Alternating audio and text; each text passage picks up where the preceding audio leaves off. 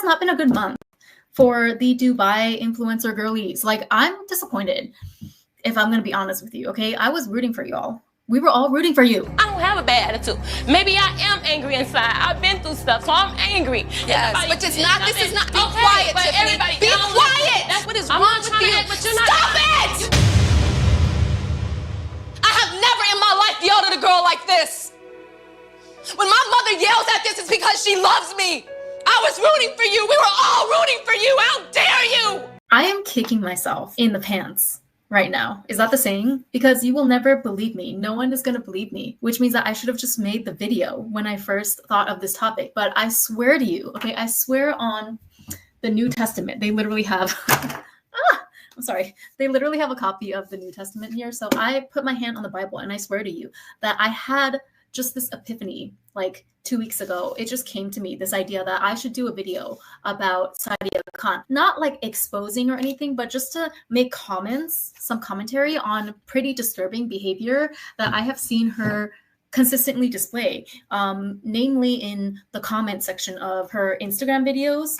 And I don't follow her on TikTok, or I just remember, okay, it was 2 years ago that she really popped off on social media, right? And that's when she started to get all over Instagram. I distinctly remember like going through some of her comments under her posts on Instagram and feeling like, wow, this woman is unhinged. The way she responds to people, it's like, think of the worst 15-year-old boy internet troll to the nth degree. That's how vitriolic and vile she was to anyone that even slightly disagreed with her opinion or her so-called professional opinion on the topics that she was talking about, which were namely focused on dating and relationships, like modern day struggles with dating and things like that. I just remember being like very, very perplexed and feeling like I was in the twilight zone. Why am I the only one noticing this, or why isn't no one calling this out? That was 2 years ago, right? In 2023. And in fact, I don't have the screenshots of a conversation between me and one of the people that commented under her posts. So here's what happened. I was kind of like reading some comments and her replies to said comments in her Instagram videos with my mouth agape, because I just couldn't believe that. Like, I even remember checking 3 times to see, is this the real Sadia Psychology, or did somebody hijack her account? Is somebody impersonating her? Because this cannot be the real her if she claims to be like a professional psychiatrist and everything, or psychologist. And yeah, I kind of like was following in real time. There was this one girl, I don't remember exactly what the conversation was about, but she was being extremely abusive in all of her replies to this girl. I remember the girl actually DM'd me. I'm not sure how it went down. Like, I'm not sure how we caught each other's attention. I know I didn't comment anything under her posts, or if I did, if someone wants to dig back into the archives and find me, feel free. But yeah, somehow me and this girl got into communication with each other, and then she sent me a bunch of screenshots of the DMs between her and Sadia, and it was just vile, like vitriol, exactly what you see that guy's expose video that just dropped like 24 hours ago about how, okay, I don't have like, I didn't have time to collect all the screenshots and videos and whatever. I've been fighting for my life out here these past 2 days. This is the second night in a row that I've had to stay in a hotel room because my apartment is unlivable due to the AC blowing out. I don't know if it ran out of coolant or whatever. I don't know how air conditioners work. The fan still works, but it blows warm air. That's not going to cut it for me. Hence why we're in a hotel room. We're just going to roll with the punches. But yeah, I didn't have time to like prepare for this video. And I scoured my entire cell phone for those screenshots. I scoured my entire Instagram DM history, and I think they're gone. Either I deleted them or the girl deleted them, or, she got rid of that account.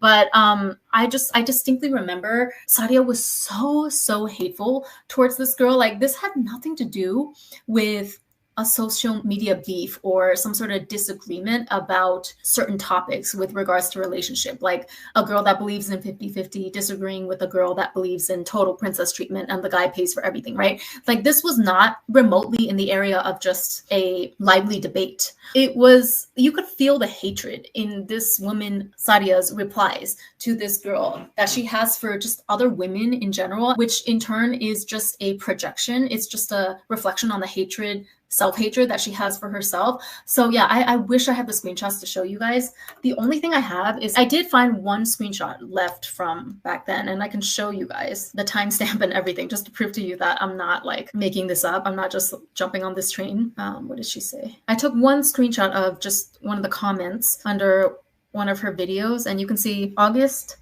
21st, 2023. I'll put everything in later during editing.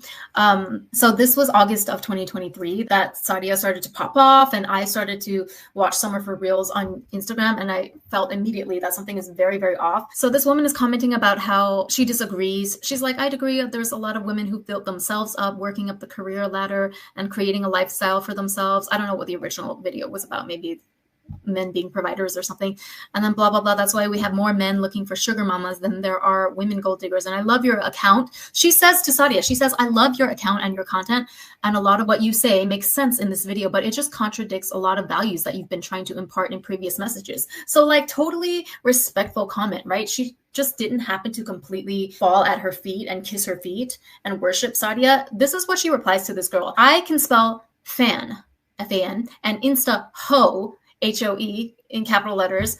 Do those words mean anything to you? And this is one of the milder examples. This is probably the mildest example that you'll ever come across so far. I just wanted to give you, a little piece of like my personal receipts. Again, I'm so kicking myself for not saving those screenshots with the other girl. But yeah, one of the other girls in her comment section DM'd me, and it was just this tirade of DMs between her and Sadia Khan. I think she was asking, I mean, if it was me, I would never go back and forth with somebody this unhinged the first time that they showed me their ass. But, some of these girls are young, or they really they're wounded themselves. They want so badly to have an idol or like mother figure, not a mother figure, but they want so badly to have somebody to look up to that it's almost like they cannot accept that this person that they want to idolize because she's so beautiful and well presenting, right? So it's natural for a young girl to gravitate towards that, especially when she's like up there talking about these smart psychology terms that she supposedly has. She doesn't have a real degree. Like, she's not a licensed psychologist, am I right? She majored in psychology, which is legit, but she's not an actual licensed practicing psychologist. Correct me if I'm wrong.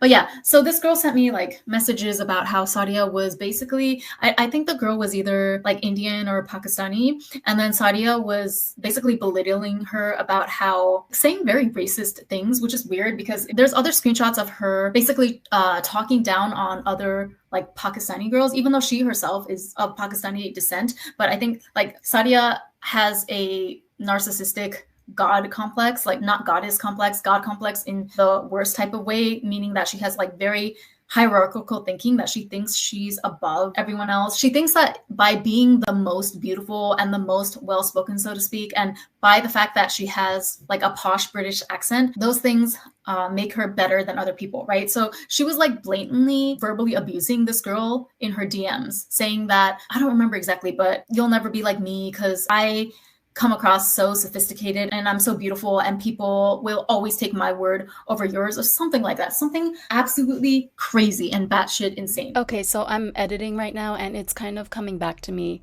the details. So basically she was saying to this girl that since she is British Pakistani, I don't know if she was raised in the UK or only moved there later in life, but because she has a British accent and she lives in the UK because she was able to move to Dubai later, compared to the commentator who was a native Pakistani person who never left the homeland, right? But yeah, she was saying that like since she lived in the West and lives in a flashy, blingy place like Dubai, that makes her better. And because she looks, she fits the Dubai 10 out of 10, whatever aesthetic, she was saying that basically I'm a queen and a goddess and you are like disgusting street trash or a peasant. Again, I don't remember what words exactly she hurled at this girl, but actually I'm sure that her insults were worse than the examples that I just came up with. It was just a dead giveaway, basically, the way she talks to people, and especially from those particular screenshots I saw of this conversation, that she definitely has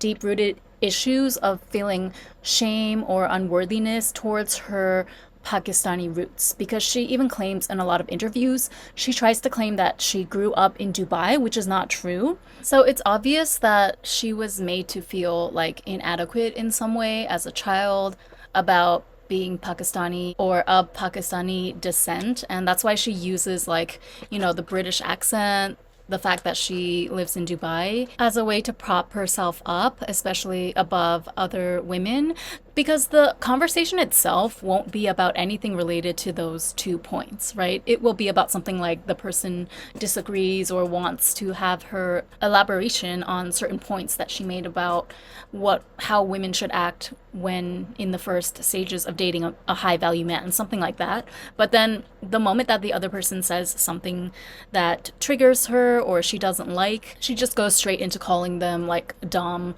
fresh off the boat peasant from Pakistan, like, you'll never compare with me because I have a UK education and now I live in Dubai, which is the blingiest city in the world.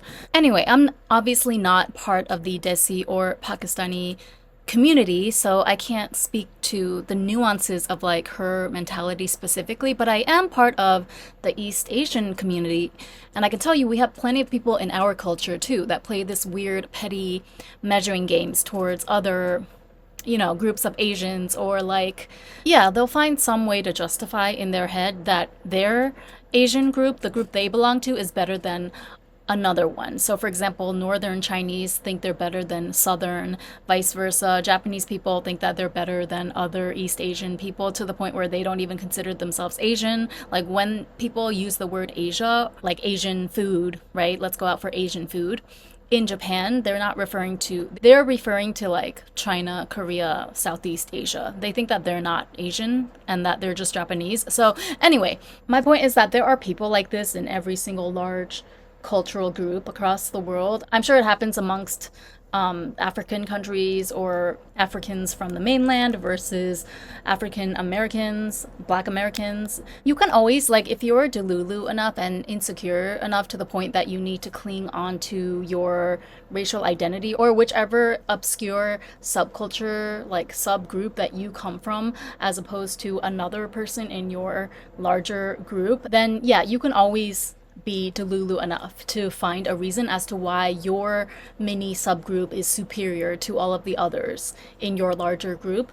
But the funny thing is that I rarely see someone be so blatant about it the way that Sadia has been on her own official socials. Like, that's her business page. Those are not her social personal accounts. We're talking about her business, like public facing Instagram page and TikTok pages. Most people, at least they're like smart or crafty enough to hide their pettiness and prejudices or save that talk just for the kitchen table. But it's kind of wild to see such a public internet figure be so blatant about her own self-hatred and her twisted worldview in which living in Dubai somehow makes her better than the other people that are commenting on her page who don't live in Dubai or who don't have a UK education. I mean, at least she's honest, right? It has not been a good month for the Dubai influencer girlies. Like, I'm disappointed, if I'm going to be honest with you, okay? I was rooting for y'all.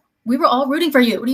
I love Dubai. I go to Dubai all the time. But it is, unfortunately, a reality that there are girls like Wizard Liz and Sadia Khan. I actually don't view Wizard Liz situation to be anything within the same arena as the Sadia Khan situation. I believe that Sadia Khan is actually clinically mentally ill, allegedly. I'm not a doctor, I can't diagnose anyone, but I think she's mentally ill and she has like pathological hatred for women, is the conclusion that I come to. And for all the people that are like, maybe you're younger or you're still naive to the social media game or the social media grift, I just want to say one thing. So let me see if I can word this right in a way so that you don't misunderstand me. Any attractive girl that is on social media, any girl who puts effort into presenting herself as conventionally sexually desirable, okay? And I'm including myself in this. So, anything that I tell you here, you can use these, what do you want to call it? You can use these criteria to evaluate me as well. And I'm totally fine with that because I, unlike some people on the internet, at the end of the day, I'm very transparent, I feel, and upfront about myself and my shortcomings and like my true desires and my true goals. Like, yes, I hope that you can feel the passion through my videos, that I have a genuine interest to help girls and to give them very nuanced advice, right? Not just the typical cookie cutter 50-second or like 15-second sound bite that will go viral on TikTok. But I hope you can see through my videos that I pour my heart and soul into taking the most relevant case studies that I can, you know, using very, very nuanced, very unique dynamics and situations in my own life to illustrate to you how this big bad world works and the chess game that is at play here, right? And the chess game that is played at different levels. There are different rules to each game, depending on which level you climb to or which one you're at currently in life. And so I don't claim to be a perfect person by any means, and I don't present myself to be that way online.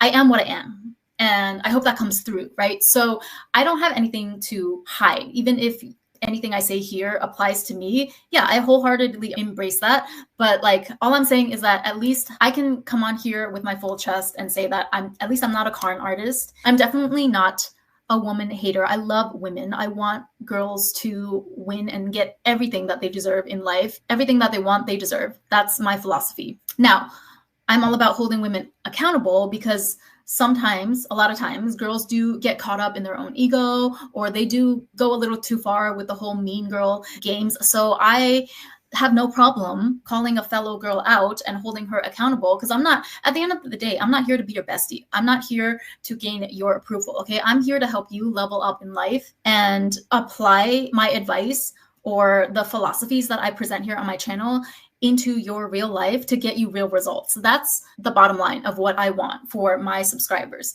So just to get that out of the way. Okay, so don't take this the wrong way, but people are going to hear what they want to hear. So whatever, let me just have at it.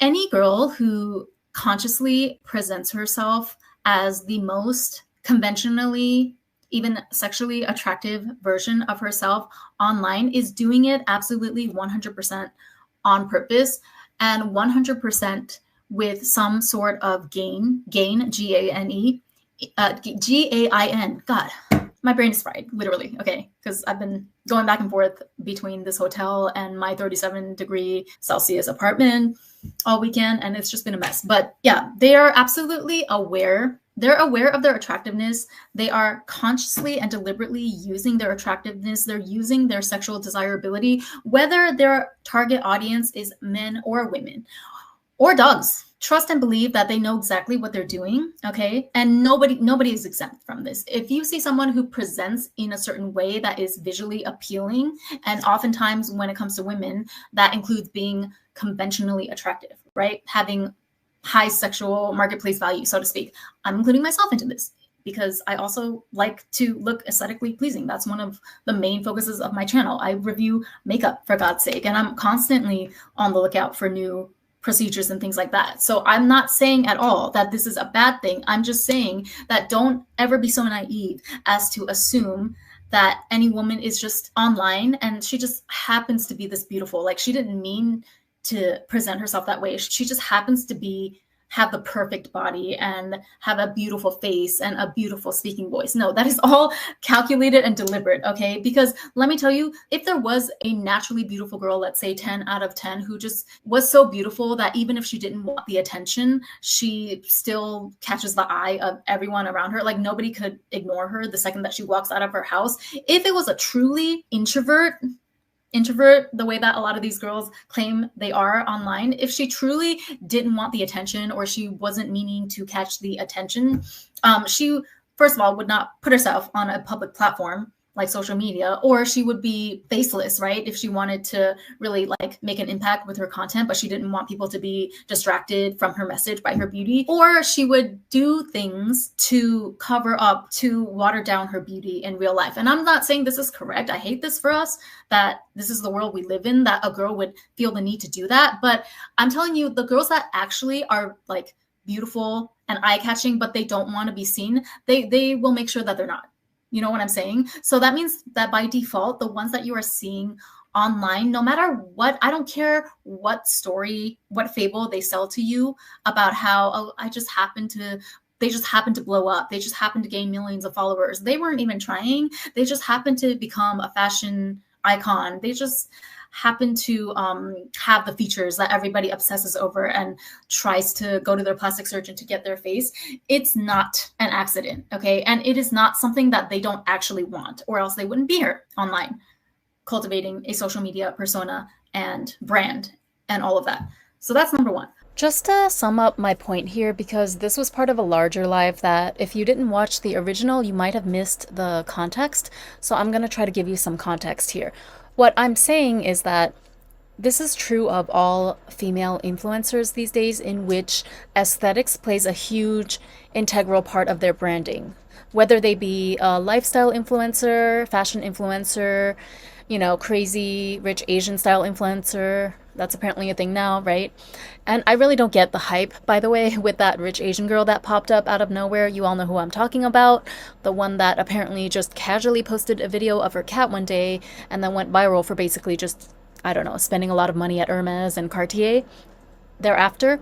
And you know, good for her, since that's obviously what she desperately wanted, which is TikTok social media fame, despite coming from a billionaire family and literally not having to do that. You know, she has the resources to do anything she wants. In fact, most people at that level of wealth desire anonymity, but I guess, you know, all the money in the world can't compare to the rush of fame and notoriety for some people.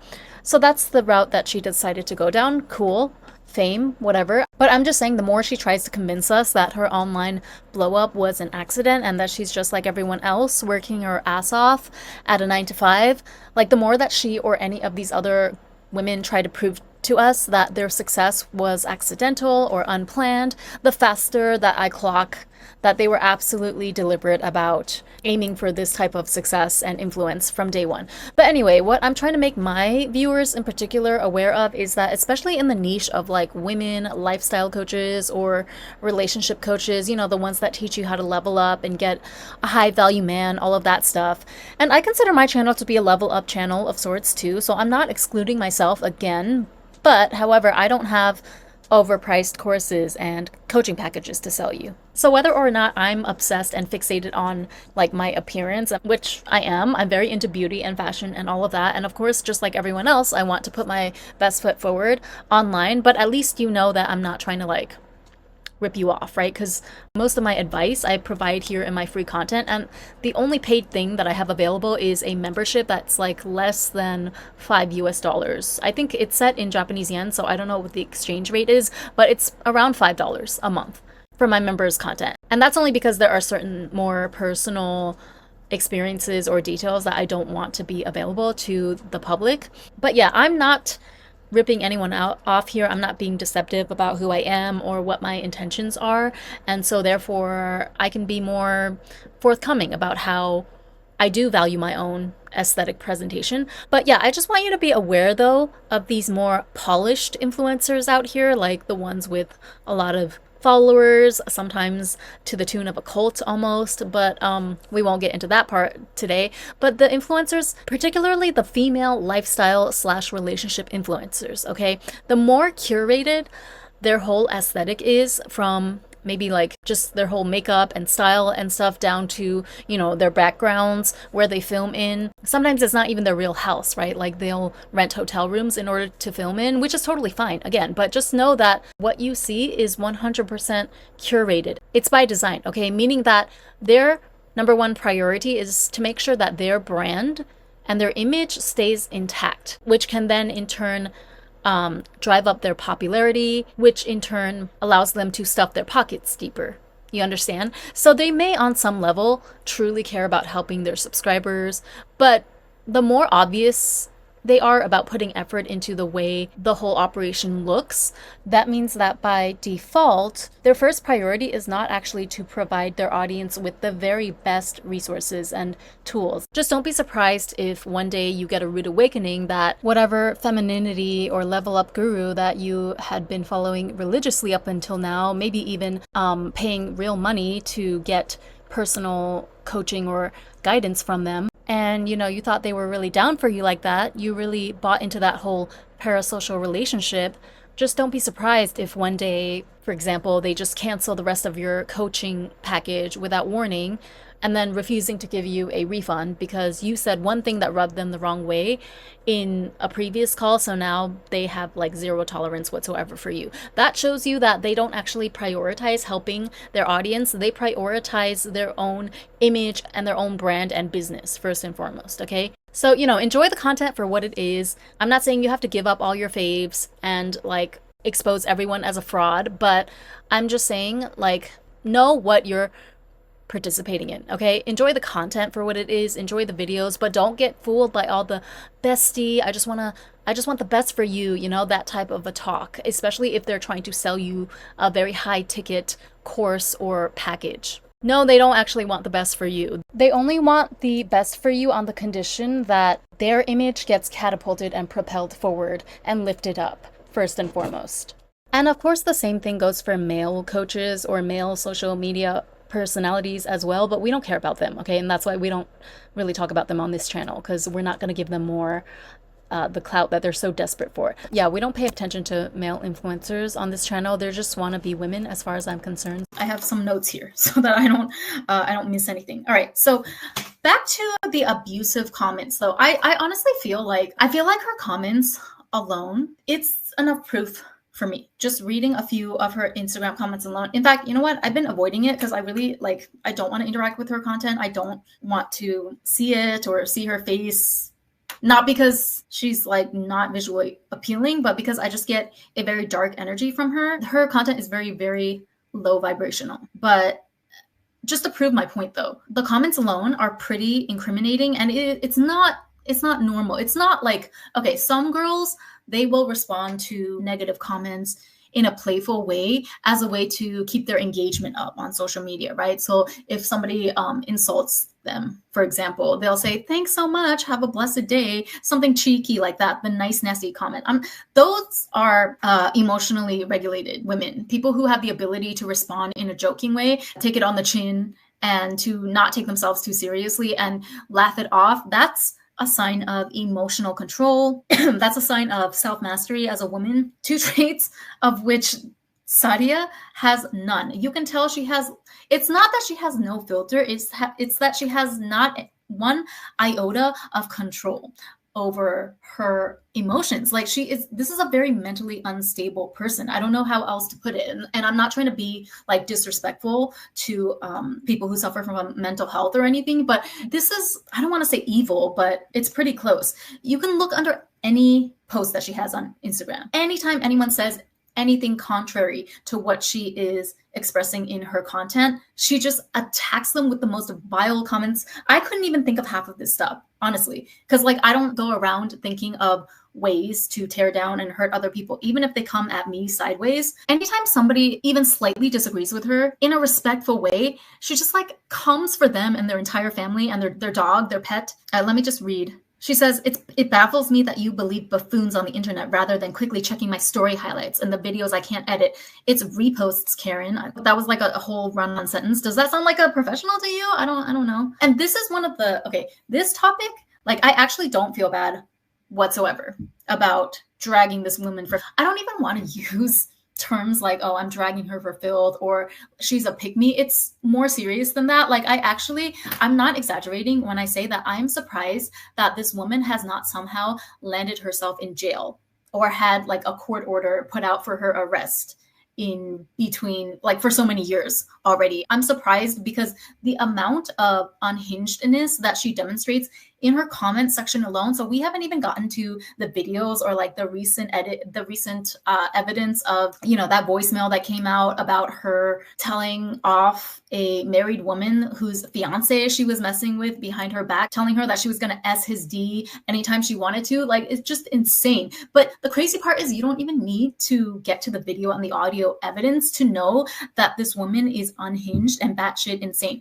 In fact, I think she even says in a podcast somewhere, and again, I'm sorry, I didn't have time to like round up all the clips, but I distinctly remember her saying in some podcast somewhere, probably with one of the red pill guys, she said, I'm batshit insane. Like basically almost every piece of content that she puts out, even the more professional sounding ones, are her telling on herself. She's telling you exactly the type of woman, creature. I don't even want to call her like a woman because I feel like we don't claim her, but she's telling you exactly the type of person she is in her content. But see, I'm still stuck on the comments, and like, I'm not joking. I'm amazed that she has managed to not only evade cancellation on the internet for this long, but evade like police deportation from the UAE. Hello, like the UAE, this is not the place that you want to be. If you're a public figure, UAE is the last place on earth that you want to take your chances when it comes to running your mouth out there on the internet and basically giving the entire country a bad image. UAE, Dubai, takes their image very, very seriously. Like, I love the UAE. You guys know I love going to Dubai. I don't think the crowd that I hang out with intersects remotely with people like Sadia Psychology or Lizard Liz. There might be a mutual connection somewhere in there, just because Dubai is actually quite small as far as international cities go. But like, I just want you to know there are different groups of people, groups that have vastly different morals and just different like orientations altogether. It's possible for them all to exist in the same place in Dubai. Okay. It's possible for shitty people and like amazing, kind-hearted, generous, warm, open people to exist in one place at the same time. Yeah, especially if it's a city. We all know this, right? So let's stop painting Dubai with this broad brush. But anyway, I'm like shocked that her mouth and just her behavior in general hasn't gotten her a warning of some sort from Dubai. Actually, no. I just remembered. I read somewhere, I don't know if this was recent, but I read that she recently had a 1-year travel ban on Dubai put on her. My question is like, why now? Why so late?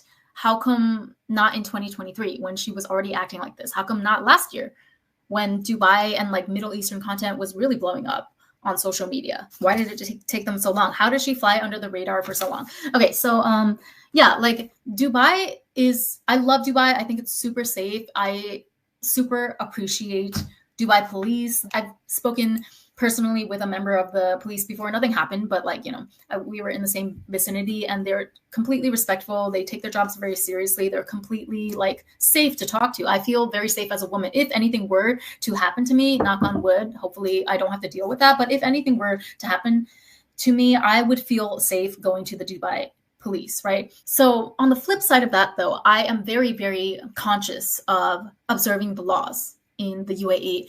And this is a place where like even a negative Google review could land you in some legal trouble if the owner of the establishment deems your review to be libel or something like that. I don't know the exact details, but because of that, I rarely ever leave Google reviews, you know, even if I find that the service or the place was subpar, which honestly, most places in Dubai, most service that I've had was really great, above average, worldly, international standards. But my point is, I would not feel comfortable to even leave a constructive negative review of a place in Dubai, let alone be openly as hateful and abusive, verbally abusive towards her viewers that this woman has. Like, that's not just mean girl behavior. That's not being petty. That's not serving cunt or whatever. That is literal psychotic behavior, like histrionic, psychotic, some sort of personality disorder. And I'm shocked that she hasn't been arrested at this point for,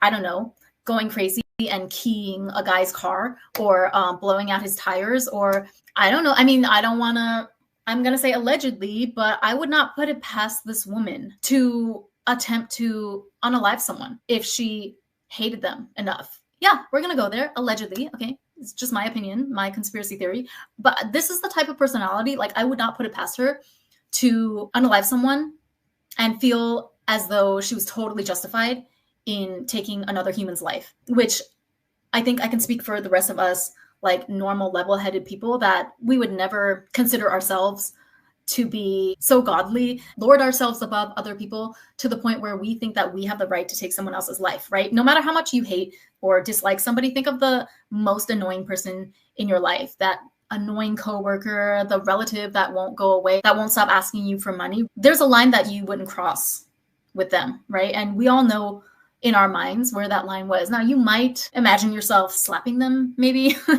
in your dreams, but like, I feel like this woman's line is a lot farther out than the average person. And I'm just saying, it's my conspiracy theory. I don't know, maybe I'm going too far, but Like, I would not put it past her to try and poison someone's drink, or even, I don't know, I guess she has the monetary resources, hire somebody to get rid of someone that she doesn't like, to get rid of another woman that she perceives herself as being in competition with. I don't think it's an exaggeration. I'm sorry. You can disagree with me if you want to, but I don't think I'm exaggerating here when I say that I think this woman is a danger to society.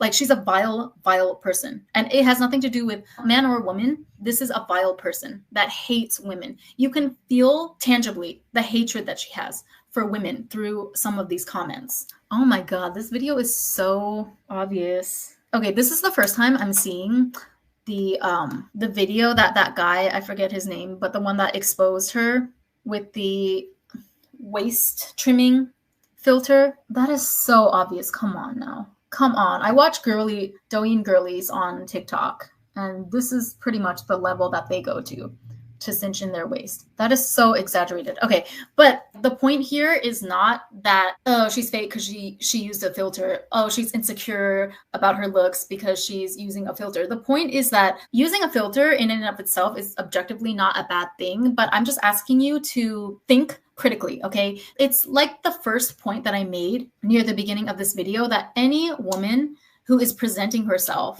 in a conventionally attractive way, or let's say in a way that caters to the male gaze, so to speak, is doing it 100% on purpose. You have to like think critically about the situation, right? She clearly knows how to play the social media game. She's clearly not a dumb woman. She fooled all of us. She fooled the entire internet. How many subscribers does she have? Like over 1 million, right? She is at that caliber. I don't know if they are bought or whatever, but she's in the millions of subscribers level, which is like, you know, there's levels to influencing. That's a stratosphere away from somebody that has like 100K subscribers, or like me, who only has barely less than 5K subscribers. You would consider me to be a micro influencer still. But somebody, once you get past the 1 million follower mark, you're pretty much a public figure by that point, right? So she's a genius when it comes to like the visual branding, right? She got the look down pat perfectly.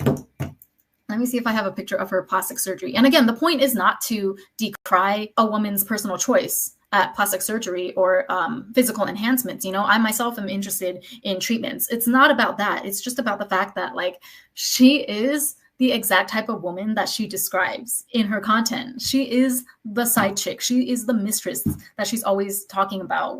And like the fact that her content is aimed at men more than women is also a telltale sign. Every single thing in her digital footprint corroborates this truth that has come out about her. So this is a picture of her before and after, supposedly. I don't know if it's like real or not, but honestly, I believe everything that's come out so far about this case, because who would go to the lengths of like faking this, you know, about Sadia Khan? I just said that, okay, she's kind of a public figure, right? Because she has more than 1 million subscribers, but still there is a huge gap between like influencer public figure and like actual Hollywood A-list celebrity type of public figure. If you take any A-list actress, yes, okay, people like, I don't know, Scarlett Johansson or Halle Berry, Nicole Kidman, these A-list Hollywood actresses, world-recognized names, right? Yes, there's going to be people that put deep fakes of Scarlett Johansson on the internet, for sure. But Sadia Khan, she's not relevant. And I'm not saying this in a derogatory way. I'm also like not relevant outside of, you know, my small community on YouTube, but she is not relevant really outside of the YouTube circuit, right? So like the 1 million subscriber level YouTube circuit, which includes all of those podcasts that she went on. Lewis Howes, Jay Shetty, who's also a fraud. All of these people are frauds, all of them. But yeah, however many other countless podcast bro, red pill bro channels that she went on. It's a closed circuit, right? It's basically just contained within the YouTube verse. So I don't think like typically, although there are a lot of rabid fans that really buy into the whole parasocial relationship thing, typically like they don't go to the lengths of creating meticulously like screenshot by screenshot fake texts and fake audio messages. You know, I'm not saying it's never been done before. I don't know. I don't keep up with like every single Dramageddon that happens in every community in YouTube, but like somebody on her level who mainly stays within the YouTube online social media sphere, like, no, I think it's highly unlikely that someone is out there creating a fake voicemail of her. Let me see if I can play the clip. I have a couple of screenshots or screen recordings in my phone, but a lot of them are actually from her personal account. So they're all up there, all of her old videos and like all of the nasty unhinged ones from the past. So firstly, it's this basically Instagram, I can't even call her an Instagram thought because she has no followers. So she basically just posts nudes all day, but nobody likes or follows or comments. And that obviously triggers her because she gets to see somebody else of different values, Muslim values, and gets all this kind of like followers without showing a bit of skin. It kills her. So her issue was, what she used was Dr. Taylor Burrows as evidence to show that I'm not qualified. Now, Dr. Taylor Burrows is actually the one that's not qualified. So this is the thing, right? That voicemail, the voicemail that exposed her being a side chick, that was wild, right? But it's not the first that we've had of a public crash out by Sadia Khan. She's done it before in response to usually other female viewers that disagree or debate one of her points, or sometimes they're just even asking a clarifying question. They're saying that, I don't understand this part of your argument or your thesis. Can you elaborate a little bit more? And she'll just go off on them. She has like videos still on her TikTok channel. If you scroll all the way down, she still has those videos up.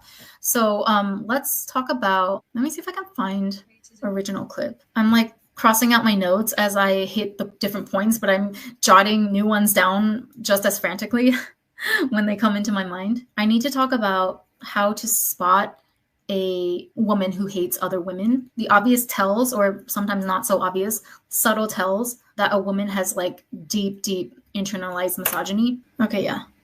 All right, guys, so this story is getting very bizarre. This is Sadia Khan, the online influencer psychologist that promises she can show you how to attract women, be a better man, and fix your relationship. I did a story on her the other day because she edits her videos, and I thought it was very funny. I criticized her in the video because it was very obvious that she puts waist filters on any video where her full body is shown, and about how much self-confidence she has and how she knows what she is, blah, blah, blah, blah, blah.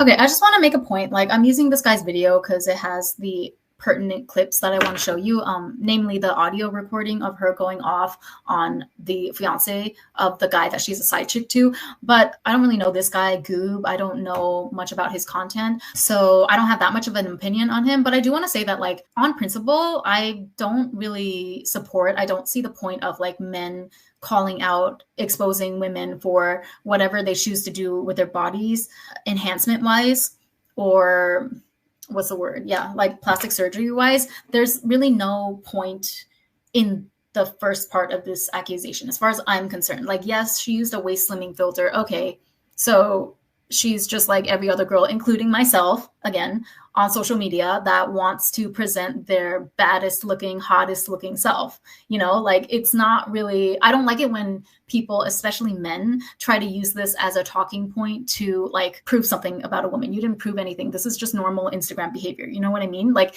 you can comment on the toxicity of the culture of using filters as a whole. That's fine. But like, this alone, using a waist slimming filter, that doesn't prove anything, right? It doesn't prove that she's disingenuous or the most horrible person on earth. Don't worry, she has plenty of other evidence that proves those points. Like, but this waist slimming filter has nothing to do with it, as far as I'm concerned. But let's continue. That's what's necessary to attract a partner, etc., etc. But when I called her out, she lost her goddamn mind. It's now been about 48 hours, and she has spent the last 2 days accusing my followers of being animal porn addicts, being cheaters, being prostitutes. So yeah, like that thing about the animal CORN and using peaches, using ladies of the night, he was referencing to Sadia Khan's responses to his viewers. That's the kind of thing that she says to people. And there's a screenshot of her saying to a pregnant woman that something about her baby, which is totally off limits, right? But something about how her husband family hates her and hates the baby that's growing inside her, like completely unhinged shit. It's like when people body shame Trump, it's completely unnecessary. There's so much else bad to say about him. Exactly, Sahali. Oh my God. I cannot stand it when people do that. I totally agree with you. Like, it waters down the actual grievances that we need to levy against these people, right? It waters down the true criticism that needs to be heard and discussed about them. We're not here to talk about their bodies or their appearance. Now, I understand why. Like, I do understand why people latch onto it. If you present yourself as this perfect looking, like Barbie doll, high value woman that is as beautiful on the inside as she is on the outside, of course people are going to come for your appearance. But I don't know. I just think it's really in bad taste, especially for a man to be saying that. Because it's like, okay, so what do you want to do? I'm not quite sure what his point is there. It's kind of like she uses the waist slimming filter because that is the aesthetic that men prefer, right? They like the hourglass body shape. And again, I also like the hourglass body shape. I aspire to that each and every single day. Like that's the whole reason why I want to lose 2 kilos. But it's like you idolize and you pedestalize girls that naturally have that body shape. But then the minute that a girl wants to enhance her natural shape by using a filter, you criticize her. So like, which one is it? You know, aren't men the ones that rise up or push up the demand for the hourglass body shape baddies on Instagram in the first place? So then you can't like turn around in the same breath and condemn women for using the tools at their disposal to present themselves in the best light. It's just, I don't like that energy. I don't like men on podcasts or online in general. And there's actually a funny video that Sadia Khan made about like men who do social media as a job that I actually agree with. So you know what? I'm a fair shooter, okay? I'm a fair person. Like I'm not going to say that I disagree with every single thing that she's ever said just because she's a horrible person, but you can have a lot of the right messages coming from the wrong messenger. These are videos that my followers sent me. This person left a comment on her page and she tried to call them via audio 4 or 5 times. And then when they wouldn't pick up, she left the threatening message that you'll see scroll by here. Pick up, bitch, or I'm going to post your address online. This is not normal behavior. This is like crazy stalker, psycho, possible killer ex-girlfriend type behavior or ex-boyfriend.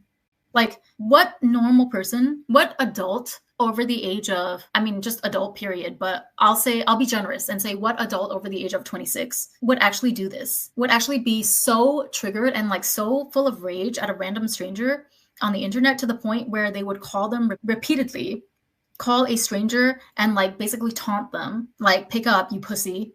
This is essentially what she's saying to this person. That is actual harassment. Does that not classify as like online harassment, online bullying, which is against the law? Is it not? It just blows my mind. Again, I don't know how this woman has not landed herself in jail by now. So learning about the fact that she did finally the UAE got wise to, I guess, her antics and put a 1-year travel ban on her to Dubai. I don't know if it's to the whole country or just to Dubai. I assume it's probably the whole country because Dubai is part of the UAE. I just came here to say hi. I will have to watch the recorded version later. Hi, Pramnita. Thank you for joining.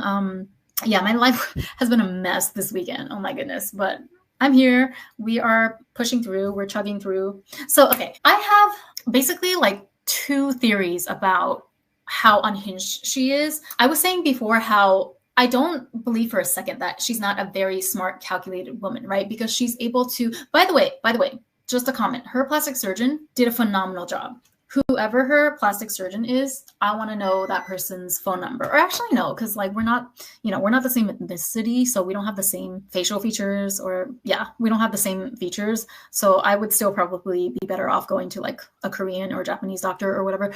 But that's besides the point. Okay, my point is that like she has gotten her branding down so perfectly to the point where there's no question that this woman is very social media savvy and she knows how to weaponize the parasocial relationship, and she knows how to weaponize her image online to present herself as this expert, which she is not. So I'm just trying to figure out, that got me to thinking, how on earth then, it was hard for me to reconcile in my head, how can somebody that was able to build an entire empire on basically a lie, she's not a licensed psychologist, but how was she able to build such a huge following, blow up on social media, and create this whole legitimate career for herself based on very calculated lies, but then at the same time is so loose and reckless, her actual public behavior online. Like she has left all of her replies, all of her nasty, vile replies to people in her comment section up. She hasn't even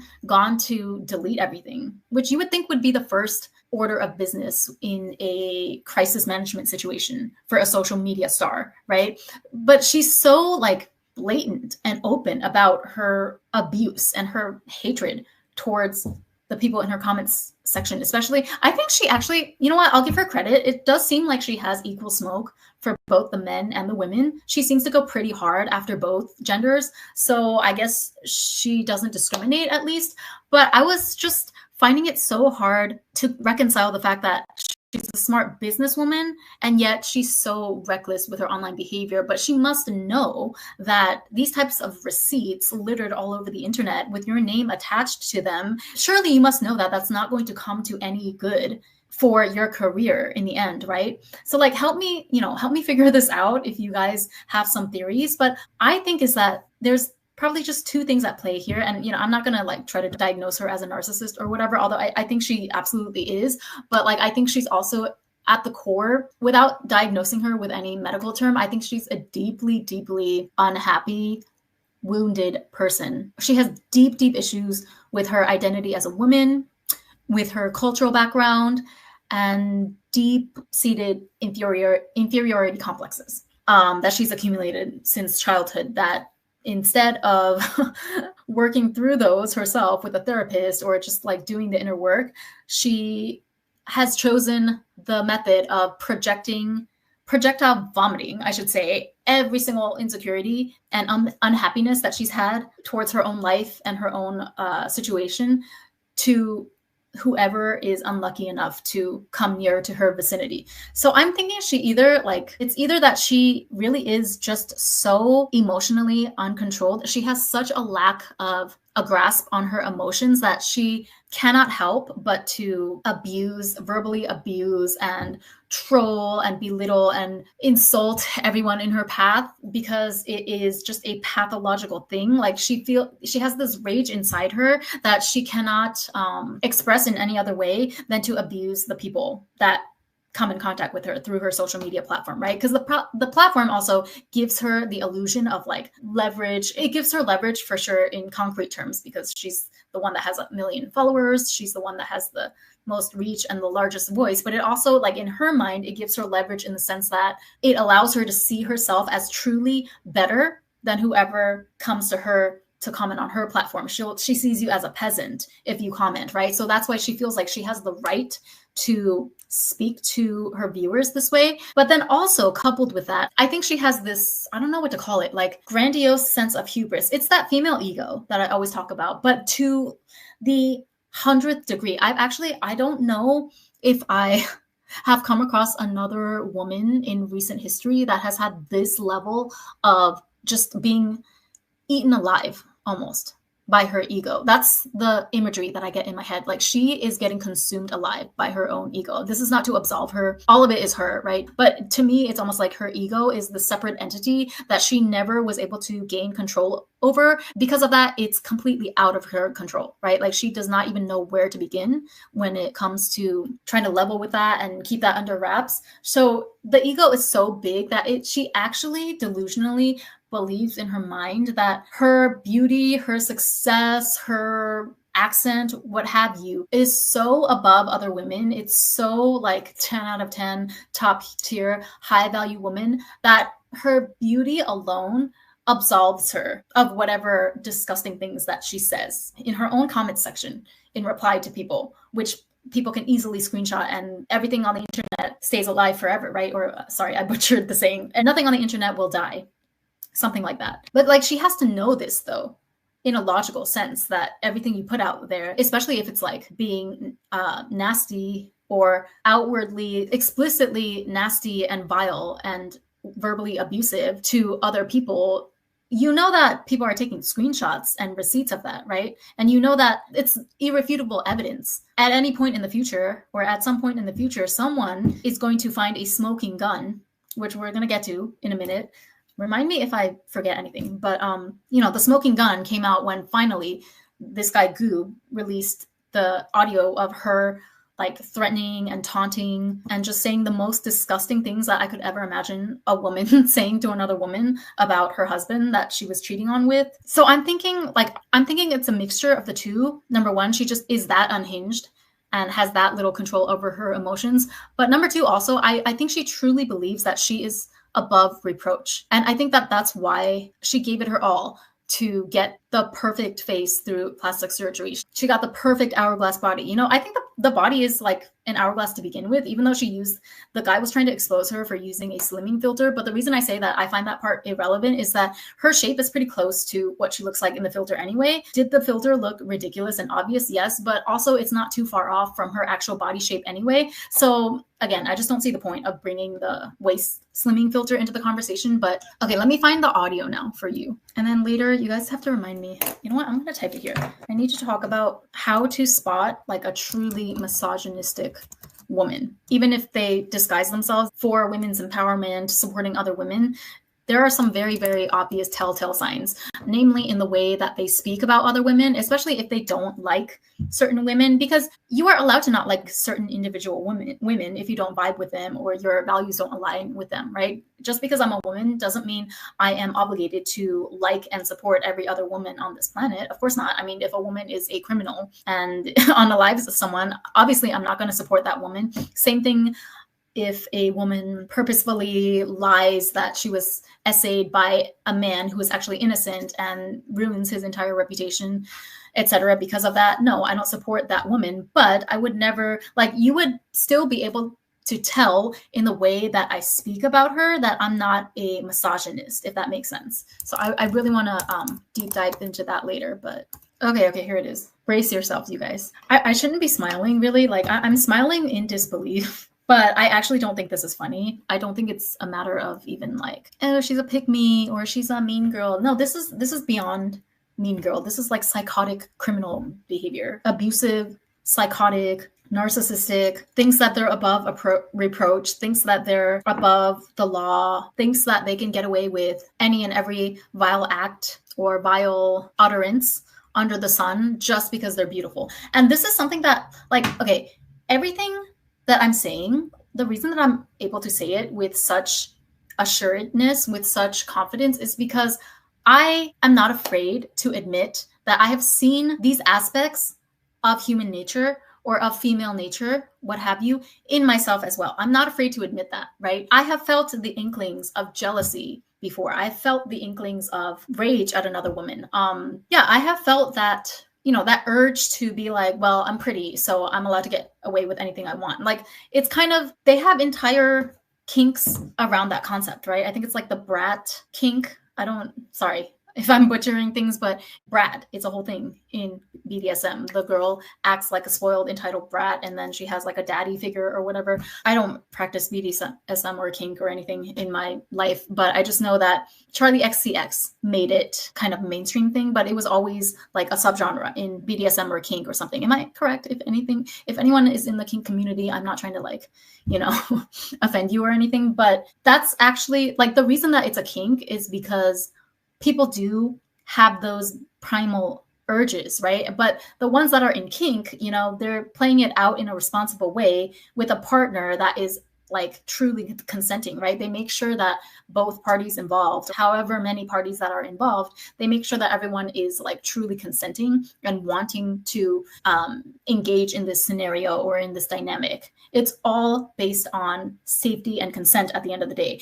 And that's how healthy, normal people deal with their base primal urges, right? Same thing with music artists or artists in general. They channel like their rage and their anger into their art. They don't actually go out into the street and shoot someone or threaten to beat someone up. They will take that anger and alchemize it into something positive, into art, right? And then through that art, other people can also experience a catharsis of their own, you know, dark, primal, raw human urges that are not acceptable to play out. It's not acceptable for you to express it in a violent or destructive way in society. And it's not beneficial to you either as the individual. This is what it means to be an evolved human, right? Or like a decent human being, is that you recognize, see, I tend to trust more the people that have been faced with temptation. They have been faced with darkness, like the choice to choose darkness in their lives,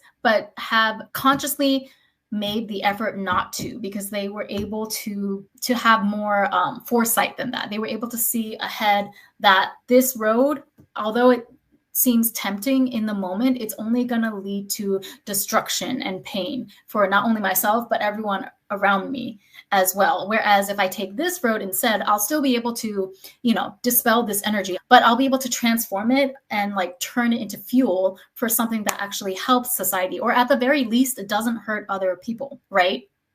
But I feel like Sadia Khan, she doesn't, this is why I call her a dangerous person. I really, really get like dangerous psychopath vibes from her, because I cannot tell this is just from the evidence that we've seen so far. Imagine all of the unheard voice notes and like unpublished videos or threats. Because I've heard that she has been threatening her clients as well. Like she threatens to dox them and whatnot. So like imagine what we haven't heard yet. I cannot even tell just from what's already come out where this woman's line is in terms of like what she considers to be crossing the line. What are you going to do about it? I'll suck your dick if you have an attitude, and I can do it today if I want to. Go on. And I can do it on your wedding day and your birthday. Okay, well, and we'll the days see. After. Okay. I've been in situations where he's been with you in a social setting. He'll call me after. This is the biggest scandal that Sadia Khan she's basically saying, and like you can hear her voice there is manic. It's like shrill. She's shrieking almost. And she's saying to this woman engaged to this man, right? So the man is trash. Like we all know that. Come on, please don't come in here and be like, well, he should be the one that, no. We're talking about Sadia Khan because, you know what? Actually, I had a note in here about how, just so that you don't accuse me of like only focusing on women or, oh, people love to see women fall down in society. No, people love to see vile people get taken down or like get their power removed from them so that they cannot continue to hurt other victims. It's not about man or woman, but just for the record, like I did notice that there was this entrepreneurial, I think it was like a sports coach turned motivational speaker type of guy. I don't remember his name, to be honest, but I noticed the same kind of behavior in his comments. It was not on the level of nasty as Sadia, but it was also like extremely childish, extremely like schoolyard bullying type of tone. And this guy was in his 40s or 50s. So I blocked him because I also got weird vibes. I just find it amazing that all of these public figures, these so-called thought leaders, and what do you call them? Like motivational speakers, the new age spiritual teachers, that they're so open with, sorry, I almost swallowed some ice by accident. They're so open and explicit with verbally abusing their viewers, basically, in their public comment section, to where it really makes me wonder, like, it's not even a matter of shame on you, like, you should know better than this because you're a public figure. It's more just like, wait, this was not even in my realm of imagination. I could never imagine, like, think of your typical Hollywood starlet or pop star, like public figure. I mean, A-list celebrities do have crash outs all the time as well. But for the most part, though, they keep their crash outs on the low, right? Or at the very least, like they outsource the management of their crash outs to a PR team, to a crisis management team. But these social media influencers, it's like, I don't know where they got it in their heads that it's just open season in the comments, or that, like, I don't know, they think that nothing they say publicly on social media in a comment can be used against them. It's so weird. They think they have immunity somehow. This is the biggest scandal that Sadia Khan but want you. The voice note that I just played for you, and I'll put it in the edited video later, but she's basically yelling at this woman. The woman is the one who is engaged legally or officially to this guy, and Sadia is the side chick. So Sadia is telling this woman that, hey, I'm going to S your husband's D anytime. I can S your husband's D anytime that I want to, and I'll even do it on your wedding day if I want to. First of all, that's a wild flex. Like, okay, cool flex, bro. Cool flex. You know what? I'm coming up with so many new theories from this story alone. And this is another one that I wanted to touch on. So she proudly proclaims herself to be a side chick, right? And she even, like, there's a leaked text between her and the guy to where she's like, basically begging him to come over and lay pipe on her. And then the funny thing is, like, the most hilarious part is that he is not even really paying her any mind. He's trying to brush her to the side. I think he says something along the lines of, you're crazy. You know, every time we get together, all you talk about is like hoes and cheating and gold diggers and whatever. And she was like, welcome to Sadia world or something like that. And then, so yeah, she's like begging him for the D, and he's brushing her to the side. And you can tell, I think even through the messages, it's implied that she is the one that's like driving back and forth to his place. So she's not even like, I don't understand what is the point of this other than male validation. I've never seen a public cheating scandal like this. Well, I don't want to say never. I've hardly ever seen a case to where the woman is proud of just being a sidekick. It's not the fact that she's like fleecing him for his money, because you know there's two types of side chick. There may be more, but I'll talk about two in this video. The first type, which is the most common type, I would think, is the one that is basically just using the man for his money, right? Like whether you agree with it morally or not, this woman typically, I'm just gonna say, like in general terms, I'm not saying this is true for every case, but typically it's a girl who is significantly younger than the wife, who probably either is an S worker or used to be an S worker, used to work in the nightlife industry, used to be a dancer, exotic dancer, something of that sort, right? And then she's like not necessarily trying to hurt another woman. In fact, most of the true girls out here that I have met have been like strippers and S workers more often than what you would think, you know, the normal society, the respectable society women that work in the corporate world. I place my trust in a stripper way sooner than I do a fellow female coworker. And that's just based on reality, you know, and it's sad, but it's the truth. So this type of girl, she's usually some sort of S worker, or she's had some sort of like, you know, she has the sprinkle mindset, right? She's not interested in dealing with men on a 50-50 basis.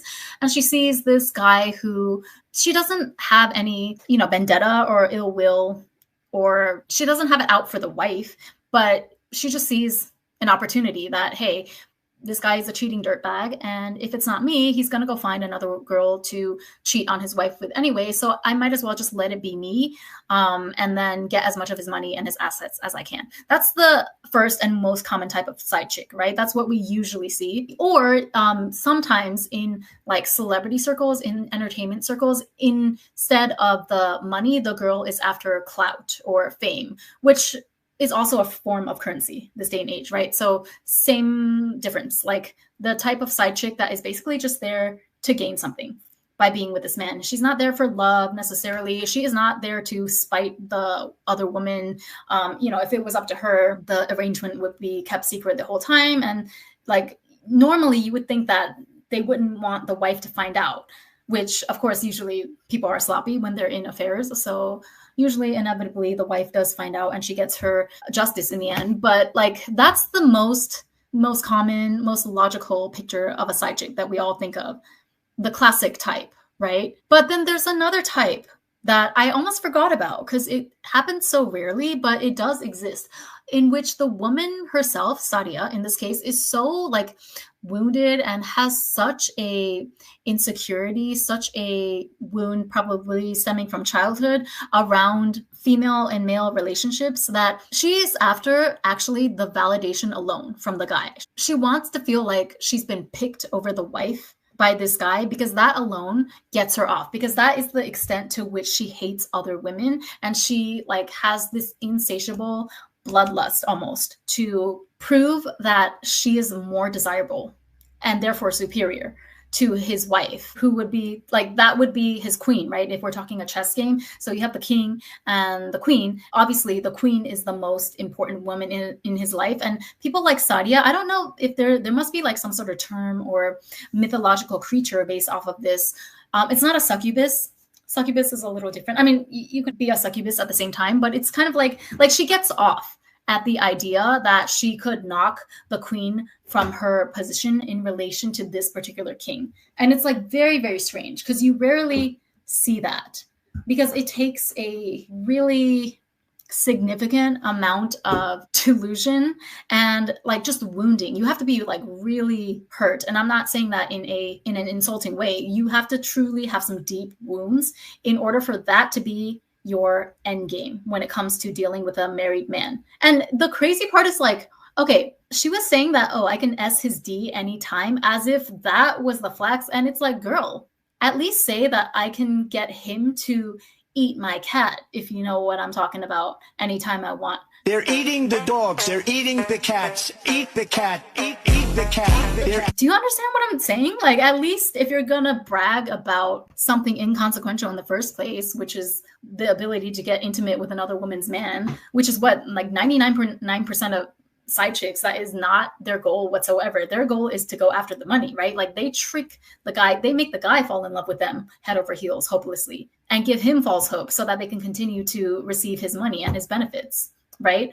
But in this case, like, not only is she only after the male validation, she's using the fact that, like, he's using her, right? Because, like, if she's giving him a BJ, she's the one that's servicing him. So, like, you're fighting for the position to not only be a side chick, but to be used by the husband of the woman that you're supposedly in competition with. It's crazy. I've never seen this level of low in recent times when it comes to a cheating scandal. This tops even the astronomer CEO scandal in my mind, because those people are, that's like a white collar crime as far as I'm concerned, right? Because they're like billionaires, and it was, you know, the CEO and the HR director of the same company canoodling together, and they both were married with families. So that's kind of a different dynamic. But this one is like, Sadia Khan, this woman has some sort of actual vendetta against other women. I think there's an interview. I mean, there's tons of clips of her all over the internet. Reels, shorts, TikToks, 2-3 hour long podcasts. It's all on there if you want to comb through it. I certainly don't have the time to look through every single piece of media, but I think there was a interview where she did kind of open up about her upbringing a little bit, and she said that she didn't get along with her sisters or something like that. They didn't accept her, or they were cruel to her. Maybe she got bullied by the other women or the girls around her age when she was a child. So big surprise, you know. Now we know where the huge wounding when it comes to her relationship to other females or other women comes from. And then she does it again too. She brags about how she says that there's been times where the woman's fiance was with the woman, you know, the main chick, socially during the day, but then after hours at night, he calls me. I'm like, okay, so you're bragging about being a throwaway booty call, and you're bragging about being used to basically, like, as a body part, you know, he uses your mouth as a way to pleasure himself. I would at least expect it to be the other way around. Like, oh, I can get your man to eat my cat anytime I want to. You can't, like, she can't even insult correctly, okay? She can't even throw shade correctly. I can't. I'm at my wit's end with this case. But okay, I have some clips of her that I saved. I have this long video. Like, this is the first interview I saw of her. Actually, it's with another Desi woman. I don't know if she's Pakistani as well. I think they're both Pakistani, and they both live in Dubai. But this was from 2023. This one is quite long. It's on Sadia Psychology's actual YouTube page, but maybe we'll go back to that later. But basically, like, every single piece of content, every single thing that she says in every video that she puts out, she is describing herself. She's giving herself away, her own mentality, her own worldview, and it's kind of hilarious. I don't know what it is, but when I see girls eating food and then posting it and literally filming themselves going, I start to vomit. Okay, so she was talking about mukbang videos there, right? But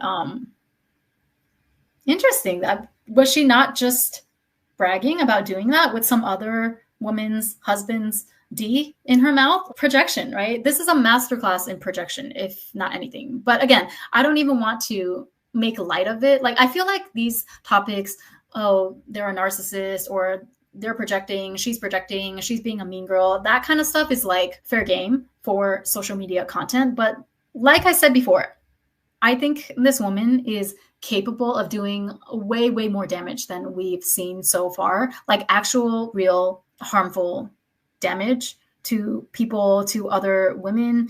I think it's only a matter of time before she gets arrested, unless she disappears, like, unless she just finally gets some sense knocked into her and is able to lay low for a while. But I honestly don't think she has the capacity to do that. Like, she cannot stand the idea of not being smack in the middle of some drama. Like, she loves the attention. Like, for us normal, level-headed people, I think it's hard for us to imagine how somebody could be addicted to drama, and how somebody could even enjoy having their reputation and their name smeared all over the internet like this. Granted, it's smeared at her own hands, but they're not thinking from the same vantage point that we are thinking from as like normal, law-abiding, emotionally regulated people. They are thinking from the vantage point of like, they have an insatiable bloodlust. Okay, they have a thirst for attention and validation that nobody's ever gonna be able to fill that black hole in her soul except for herself. And that's the part that she's missing. And I would feel sorry for her, but like in this case, I don't even feel sorry for her. And I don't know if there's even any hope, because I think she crossed the line way too many times for me to give her any grace, especially considering she's only a couple years older than me. She's like pretty much, you know, the same age as me, or 2 years older even. It's not acceptable. Like once you're an adult, or even teenagers, no. There are certain lines that you just don't cross. And it's not even a matter of, oh my God, you're such a whore, or like you're just respecting the sanctity of marriage. It's beyond that. Like that voicemail, even if the woman was not engaged to the man, like let's say they were just dating casually, still, who talks like that to another woman over a man nonetheless? And this is not even about like male centeredness, you know, because in this case, yes, I would say Sadia Khan is very, very male-centered, but people with this type of wounding, or these types of, I don't know what to call it, delusions of grandeur about their importance and their superiority over everyone, it doesn't necessarily have to be that they're male-centered. They could be a woman and lesbian. They could be asexual, but whatever they happen to orient their lives around, like whatever is most important to them, whether it be male validation or being seen as the top dog at their job, they're going to like step on your toes. And if you get in their way, they're going to be enraged to the point where you might be in danger. I'm just saying. So it doesn't have to be, it's not even about male-centeredness, you know, although like in this particular case, yes, but also it could be anything. With this type of a pathological personality, psychotic, pathological, vindictive, vile personality. What else does she say?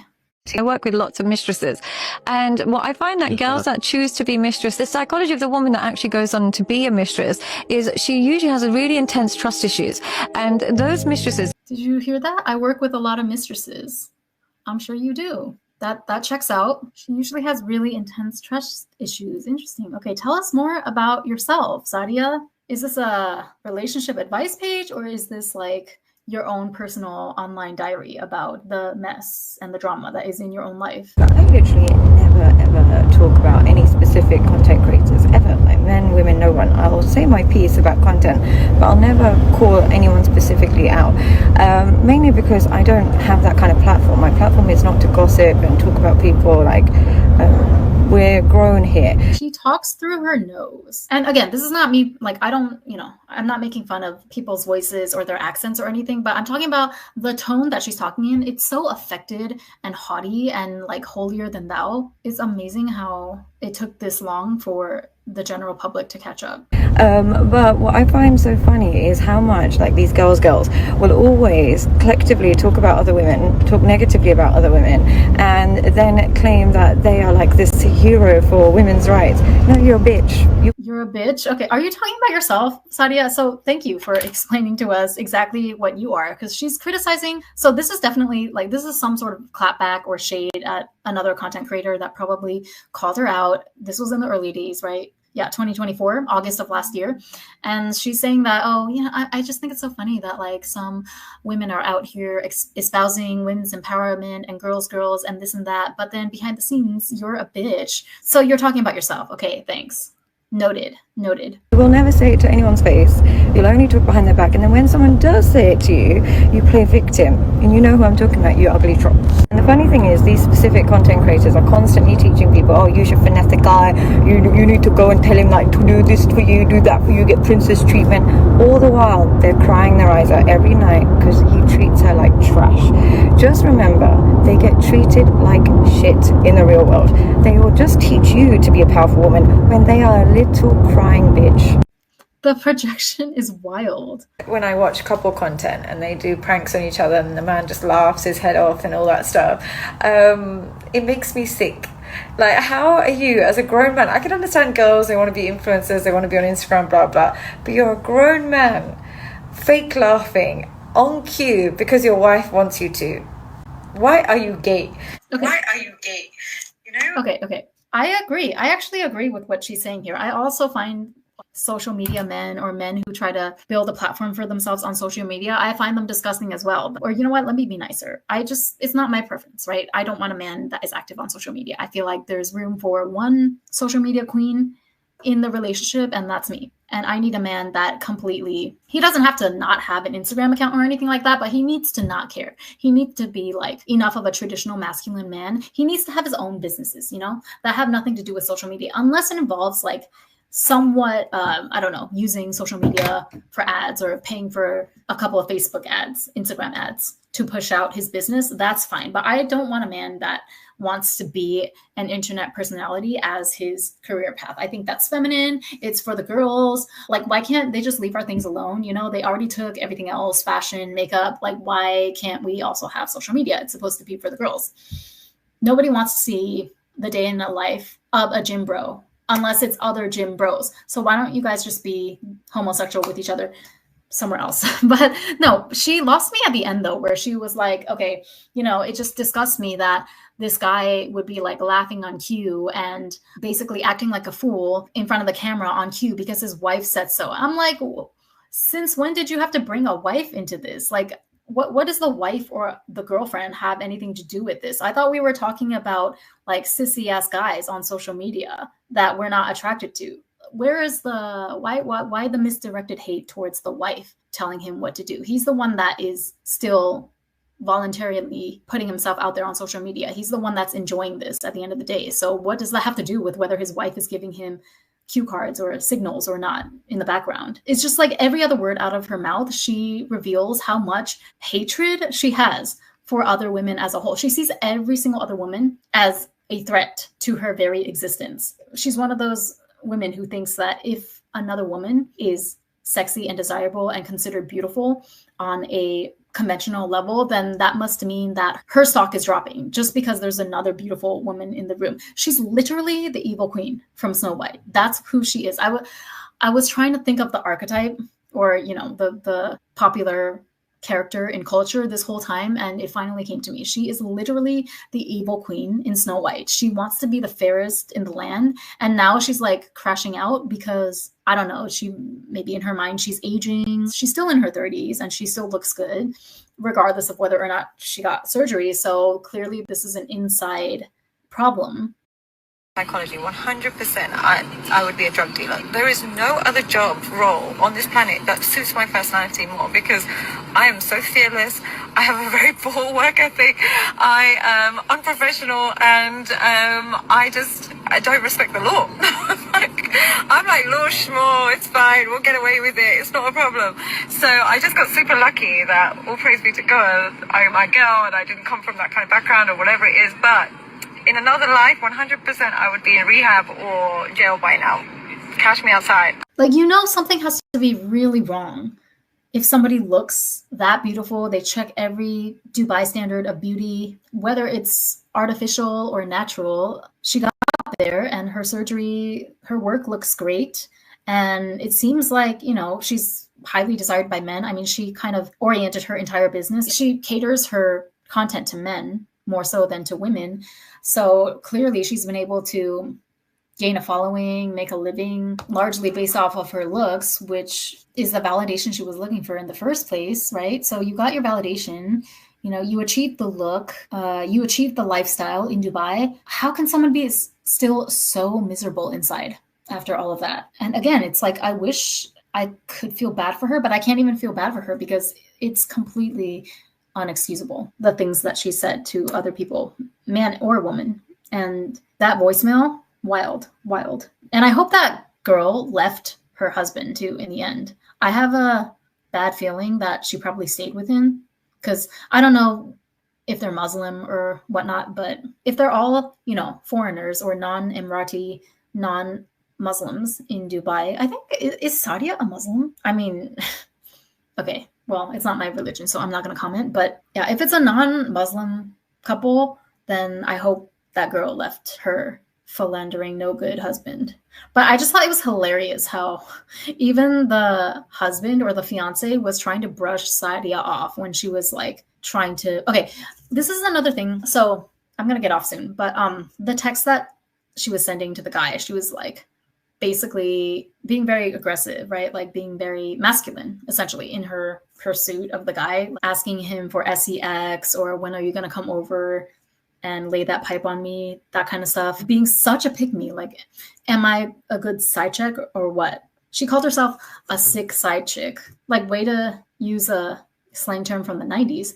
But it's also this thing where, okay, I don't want to speculate too much, but I think it's clear that she definitely has wounding around feeling attractive or maybe being made to feel not attractive, not desired when she was younger, right? Which is kind of, I don't want to say this in a bad way because I don't think there's anything wrong whatsoever with plastic surgery, no matter what your reasoning for it, whether you were always beautiful and you just are a perfectionist and you wanted to nip and tuck a few areas so that your face looks perfect, or whether you had low self-esteem about your looks before and you want to make a drastic change and do a hard glow up to improve your quality of life. Like, I don't care what your reason is, as long as you are doing it for yourself, right? And as long as you're not, like, you take into account all of the risks and whatnot associated with, and take into account the fact that beauty standards tend to change over time. As long as you've thought everything out carefully and you're okay within yourself, go ahead and do it. But I think with women like her, who, even if, like, I'm going to stand by my opinion that I still think she was a beautiful woman before the surgery, but she was after a certain Dubai aesthetic, right? With the filler lips and like the perfectly Botoxed face. She clearly aspired to that look. So that's not how she looked naturally, right? She did not have as full lips. So she wanted to glam up her look to match the Dubai standard, to be a Dubai 10, turn myself into a Dubai 10, that trend. That's what she wanted to do, right? But the thing is, like, how do I explain this? Girls who have a history of insecurity stemming from childhood about their looks, whether self-inflicted or inflicted from the outside, because some girls are so sensitive to the point where, like, all they have to do is look at a couple of magazines or look at their favorite artists or the popular celebrities at the time, and then they kind of inflicted on themselves that they start to compare themselves with the Victoria's Secret supermodels, and they feel like just by looking at those images of the celebrities, it makes them feel inadequate, right? Because they're comparing themselves to the celebrities. But then there's the other case where there might be other girls or just other kids in your class in grade school or middle school, high school, to where they are bullying you about your looks or your clothing or something related to your aesthetics. So there's many like ways that a child can get traumatized or be made to feel like their appearance is inadequate, right? Or maybe they're traumatized because like they got rejected by their crush to go to the school dance, something like that. So a lot of times the desire to overcome that and to have a glow up and show everyone that, hey, look, I'm beautiful now. I used to be the ugly duckling, but now look at me, I'm a beauty queen.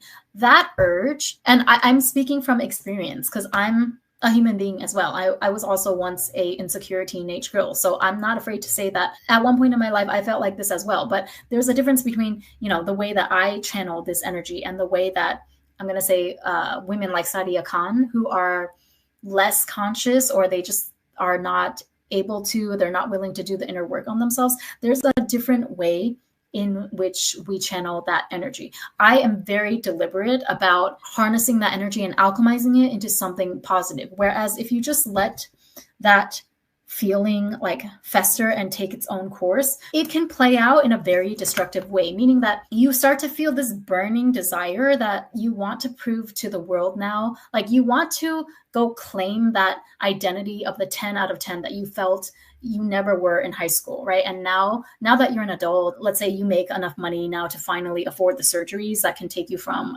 in your mind, a 5 to a 9. This is why like people say that the plastic surgery and the physical glow up is not enough, because if you don't glow up your mental at the same time, then you're always going to feel like unsatisfied. So when you do reach that 9 or 10 level glow up, no matter how much validation or reflection that you get from the outside, which you will get because humans are shallow and it's proven that pretty privilege is a thing. So once you start getting those first hits of like true pretty privilege to your new face or your new body, it's going to feel great, right? Because you're like, wow, this is amazing. This is exactly the life that I always imagined as an ugly duckling teenager. I finally get to have this as an adult. That's great. But as time starts to wear on, you will notice this growing discontent within you. Like you'll notice that it's never enough. The amount of compliments and validation, no matter how many men express interest to you, no matter how many people fawn and compliment you and tell you how beautiful you are, if you don't do the inner work, the inner glow up at the same time, you will forever on the inside continue to feel like that ugly duckling, right? And you can call it imposter syndrome. There's different ways to characterize it, but at the end of the day, it's like it becomes this insatiable, unquenchable thirst within you that no matter how many people give you validation from the outside, if the validation doesn't come from within, it's never going to be enough, right? And if you aren't consciously aware of what's happening and you just let that kind of feeling guide you instead of you like taking control of the feeling and deciding what direction you're going to go in, if you let the feeling decide, it's often going to take you down a self-destructive path. So one of the concrete ways that this plays out in a lot of girls that maybe they were not deemed as attractive or they felt like an ugly duckling in their younger years, but they had a hard glow up later on in life, is that they will want to test the boundaries of their hotness, so to speak, with men. Okay. And I'm speaking from personal experience, all right, as someone who also like had a glow up and everything. And now I'm a regulation hottie. Hey, but you will want to see how much crazy you can get away with a guy. Because like the more crazier you act, the higher you raise the bar to where any average looking girl or any girl that he's not super attracted to, he would probably like dismiss you by that point for your behavior, right? But because now you feel like, okay, I glowed up, but you don't actually trust it, right? You need that constant outside external validation and external proof to show you that you actually are a 10 now, you actually are as beautiful as you made yourself with your surgery or whatever, then it becomes insatiable and you start to like just act out, and it can really quickly turn into a dangerous like snowball effect, as we see in the case of Miss Sadia Khan. There's many ways that this can play out, but one of the common ways that I've seen in my own life, and I've felt it myself as well. So like I have also felt, you know, the beginning bubblings of this type of feeling before, to where like you want to, I'm being so long-winded right now. I'm sorry, you guys. But you just want to test the boundaries with a guy. You want to see how hot am I really? Because the more bullshit, like the more crazy behavior that I launch at this guy and he still puts up with it or he looks past it just to deal with me, that's going to be proof that I'm really as hot as I aspire to be, or as I attempted to make myself, right? So that's what a lot, like if you don't get that feeling in check, or if you don't recognize it consciously in the moment and decide like, wait, hold on, we're not going to go in that direction because that's not helpful to anyone, right? Because like not only are you being super toxic, in some cases abusive to this person, this guy that may not deserve it. Although to be honest, I'm not really concerned about whether a guy, I mean, guys can handle toxic women. They like toxic women, so they reap what they sow. But like, it's self-destructive to you at the end of the day, right? Because you're still gonna find that the more crazy you act and the more drama you create, even if the guy keeps coming back to you, you're gonna have this feeling inside you that it's that quick hit of when he comes back, the moment that he comes back, it feels good for a split second that, yes, okay, even this level of crazy that I tested him with, he still was willing to come back because I'm just that hot, right? But then after that brief moment of satisfaction, you go back down into like the despair and the anxiety and just like this eternal restless feeling of, okay, but how do I know for sure though? How do I know that he is truly this devoted to me? Like, how do I know that he really is that obsessed?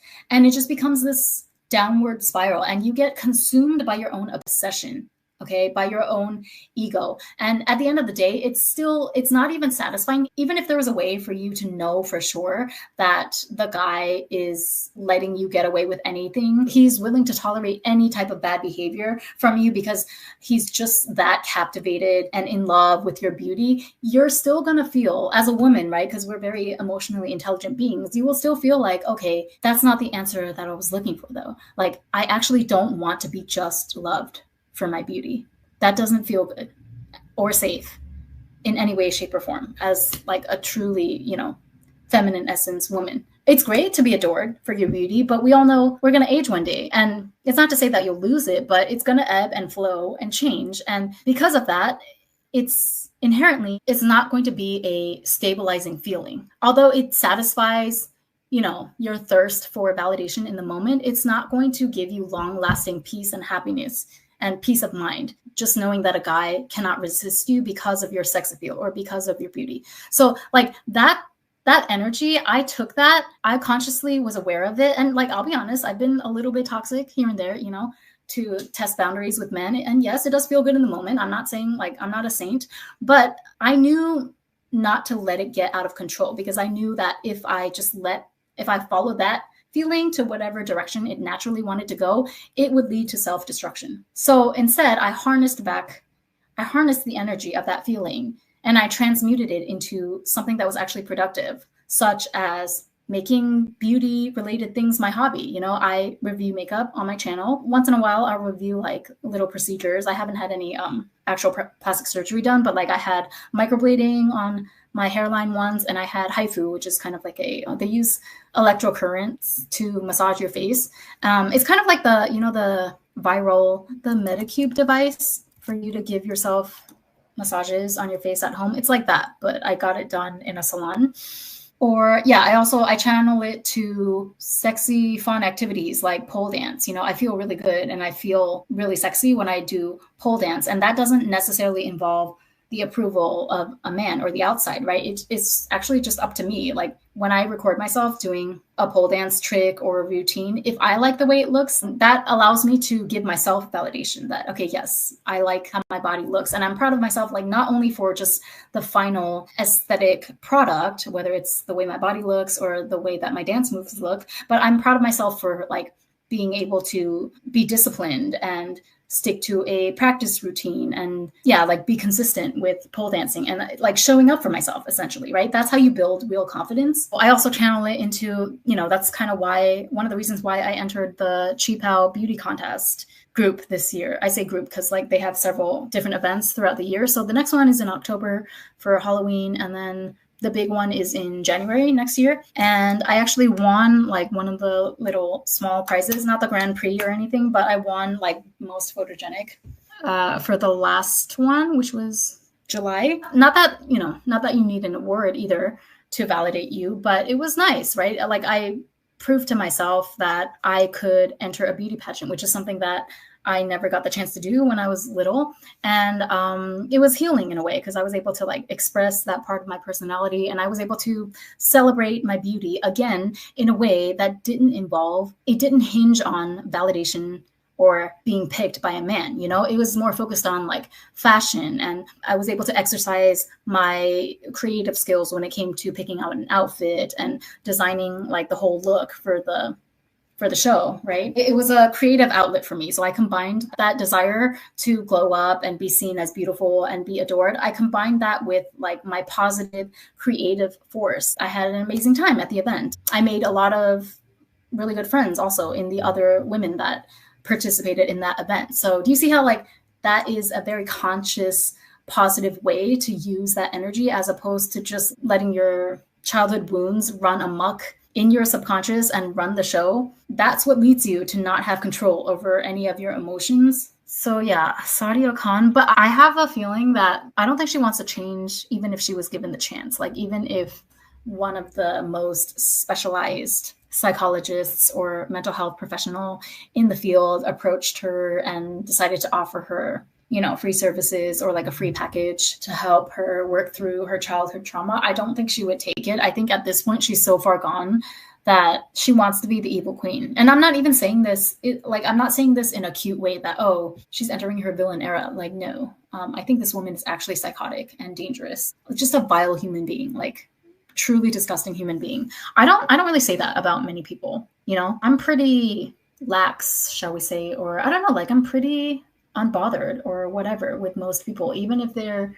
as long as they're not like breaking the law or actively hurting other people. I feel like it's people's choice what to do with their bodies or what type of career path to go into. I have no problem with someone being a little tongue-in-cheek, a little controversial, but once you start like breaking the law, or I don't know, doing weird things with minors, James Charles, when you cross into like law-breaking territory, online bullying, cyber bullying, harassment, Sadia Khan, and I just feel like, okay, there's no way that she didn't have an actual physical crash out at some point that we just haven't heard about yet. Maybe there's no evidence of it, but there's no way that she hasn't like trashed an ex-boyfriend's apartment or keyed somebody's car.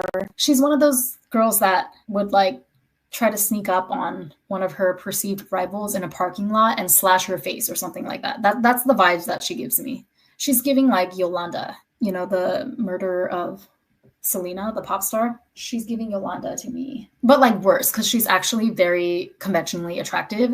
So that creates the halo effect. And yeah, I don't know. I don't think that, like, sadly, I don't think she's gonna suffer many consequences for this. I don't believe she's gonna be canceled. But the only thing that I do feel like there's actually a huge possibility or a huge probability of happening is that she's gonna do herself in. I absolutely think that like at some point she's going to just either she'll run into the wrong person and fuck around and find out, or somebody's gonna trigger like the deepest wound of hers, or they might trigger all of her wounds at the same time, and she's gonna crash out on a level that is equivalent to an actual crime that they'll have to hold a trial on in court.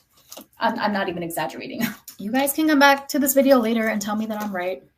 But anyway, I'm losing my voice now, so thank you for watching, and I'll catch you next time. Bye. I don't respect the law. I'm like, law schmo, it's fine, we'll get away with it, it's not a problem. In another life, 100% I would be in rehab or jail by now. It's giving female rap beef. Oh my god, Jubilee. You literally read my mind. I swear to you, where's my freaking Bible?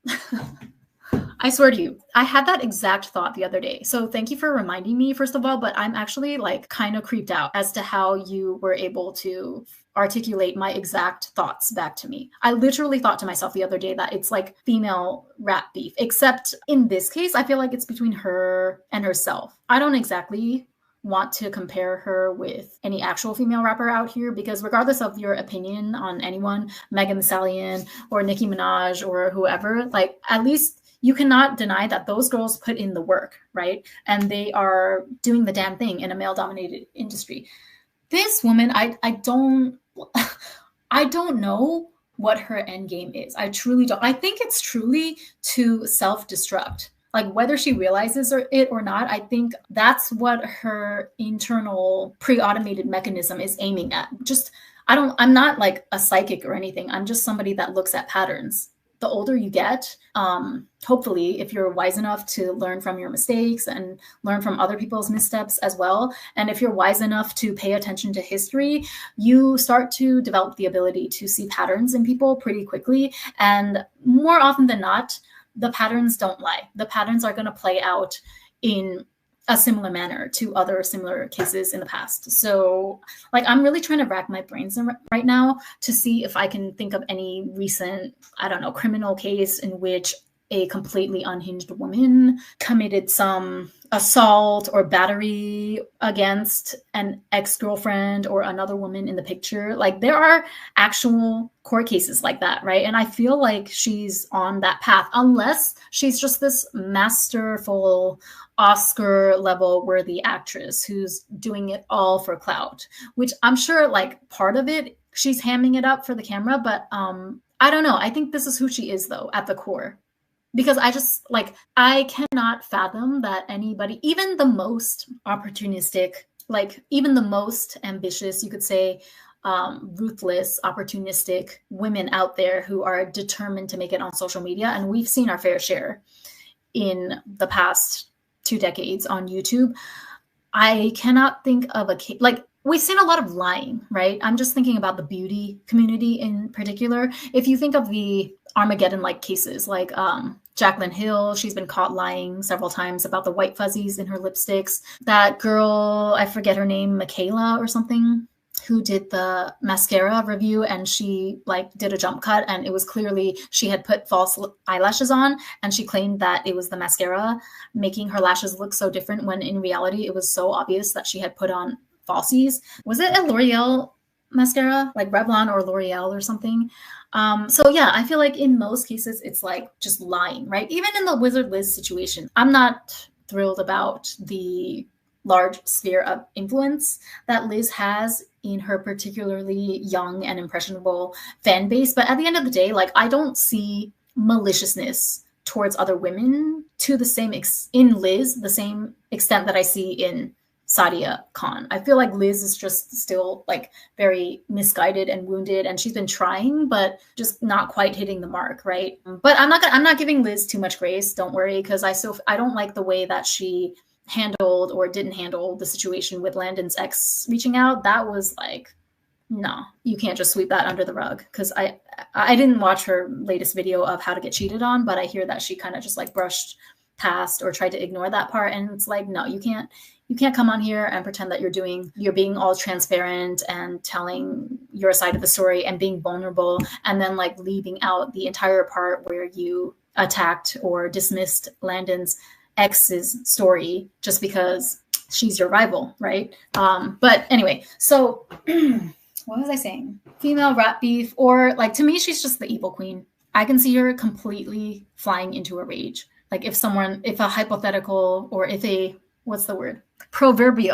If the proverbial Snow White were to waltz up into this bitch meaning social media, YouTube, whatever, like she would lose her mind. She already has, okay? And we've only seen one instance. That was the only voice note that has been leaked so far. I'm sure there are more in existence, whether or not they get leaked in the future. No, like, I think this woman is completely hateful and vile. I'm actually scared. Like, I'm scared to leave this up, even to a certain extent. I don't think, like, the one luxury of having a smaller subscriber base still is that people don't really pay attention to me. Like, even if I get a video here or there that goes viral, like my Wizard Liz videos, people still don't, like, the creator themselves are still not going to, notice me. So I can kind of fly under the radar still. But like, I wouldn't put it past this woman to send death threats to me or other women, or I'm sure she's already, there's proof that she's already threatened, like, not only her viewers, but her actual clients. Okay, let's get into a couple of telltale ways how to spot misogynistic women, or like women that present themselves as being a girl's girl or being for other women, supporting other women.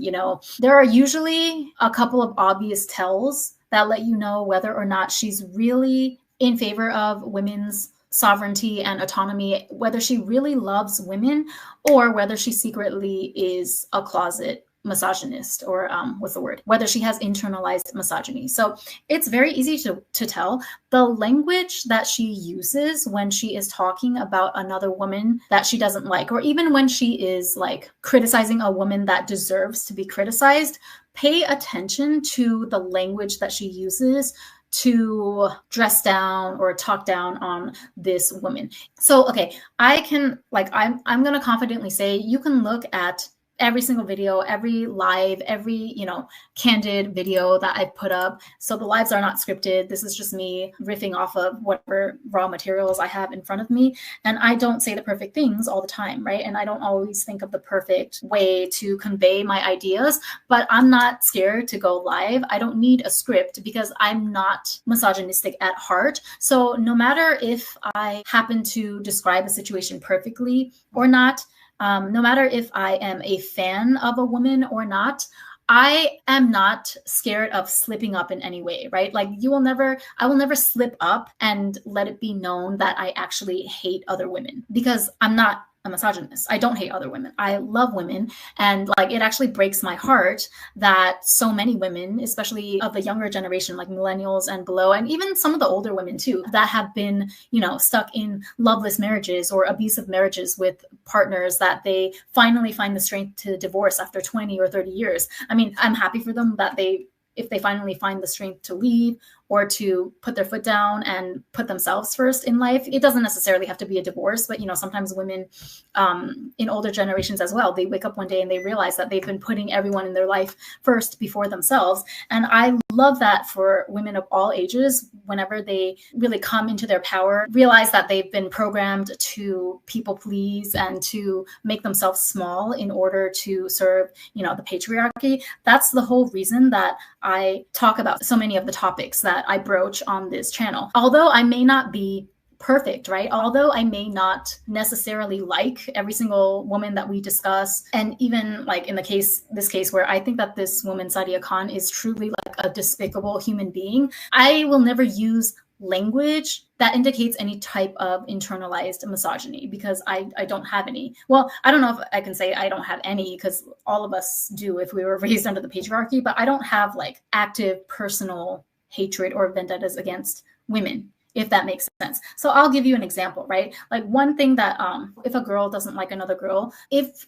she immediately goes to attacking either her appearance or the fact that she sleeps around with a lot of guys, like if she immediately starts using words that are misogynistic or using like terms against her that are classically misogynistic, like calling her a slut or an HOE. Like I call girls bitches and hoes because in an endearing type of way, like these are my bitches and hoes, Lately I don't really do a lot of that either because it's kind of getting played out just because the verbiage is getting old. But I do it in a playful way like that sometimes, but I don't actually, like I've never actually called somebody an actual HOE with my chest, like, oh, she's an HOE, like she sleeps with a lot of men. That means that she is below me in terms of her value as a human being. That's not how I think of the world. I love the hoes and the S workers and the strippers. Okay. I wish that I had enough core strength to actually dance as a profession or even just as a moonlighting gig. But sadly, I do not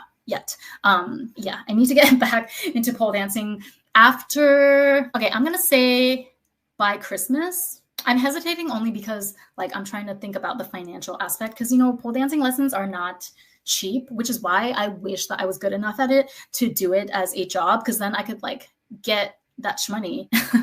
I'll stop. But then I could actually get paid doing it, and I could use the earnings from the pole dancing to invest in more lessons. But no, since I'm just doing it as a hobbyist right now, it's just a total out-of-pocket expense, right? But that's besides the point, right? Like I love it when men spend on women. I'm all about that sprinkle life. I believe that women are inherently valuable. I am of the Shira 7 school of sprinkle from day one, right?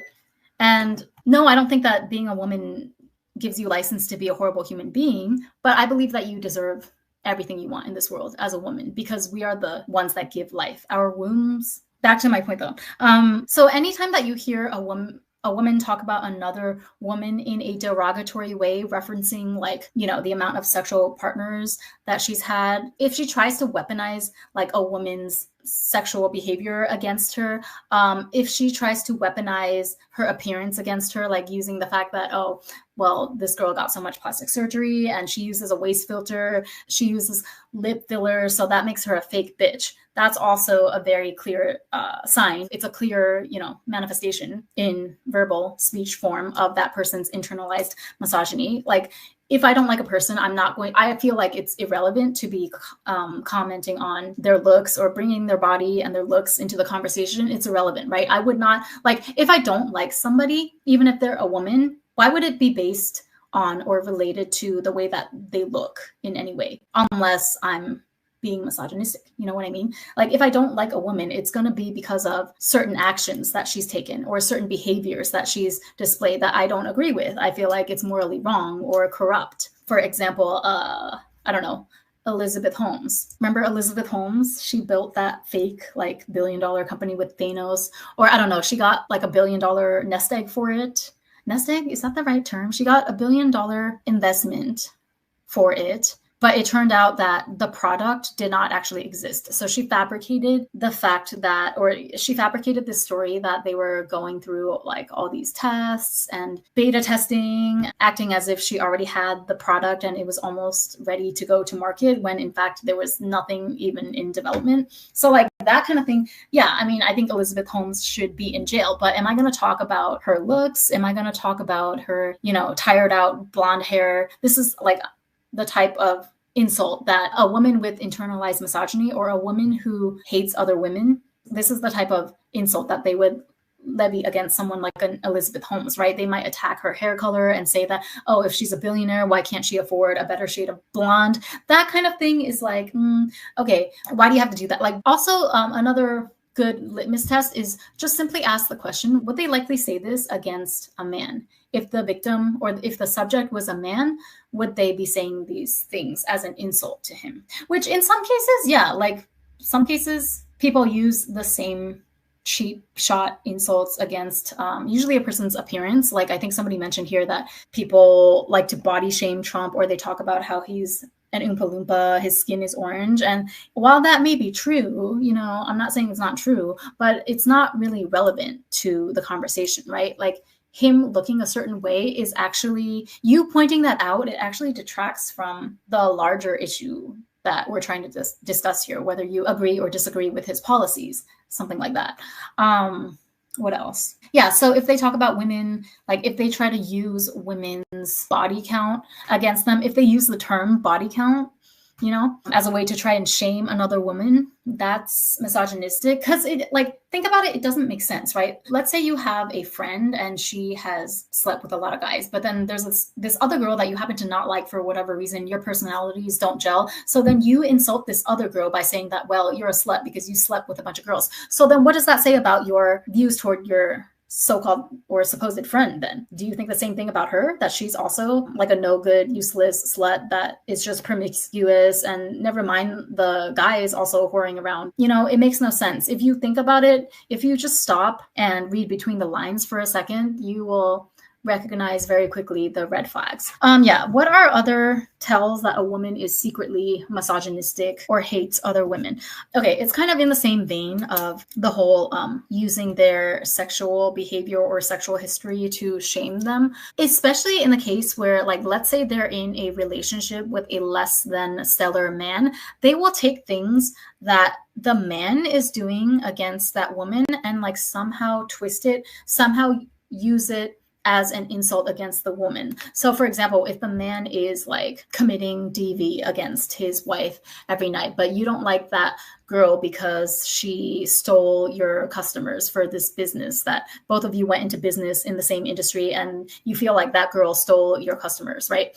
You're allowed to feel a ways about that girl's unscrupulous business practices. If you feel like she didn't play fair, she was underhanded about taking business from you and like not sharing in the proceeds, you're allowed to feel that about the way that she handles business. So somebody who is like not misogynistic, if it was me, I would just say that, okay, well, I don't want to deal with that girl, or I don't want to deal with her in business because she doesn't play fair, or like, she is underhanded. She tries to cut deals with our suppliers behind my back, try to push me out of the industry. So therefore, I don't want to work with her. I feel like she doesn't do business in good faith. That would be like a normal, neutral, non-misogynistic, sound reasoning for not dealing with a certain person. But someone who is misogynistic might say that, oh, well, I don't want to work with her because she stole all my customers, and her husband beats her ass every night too, so who's the boss babe now? Like, you can boss babe all you want in public, but when you go home, all of us know that your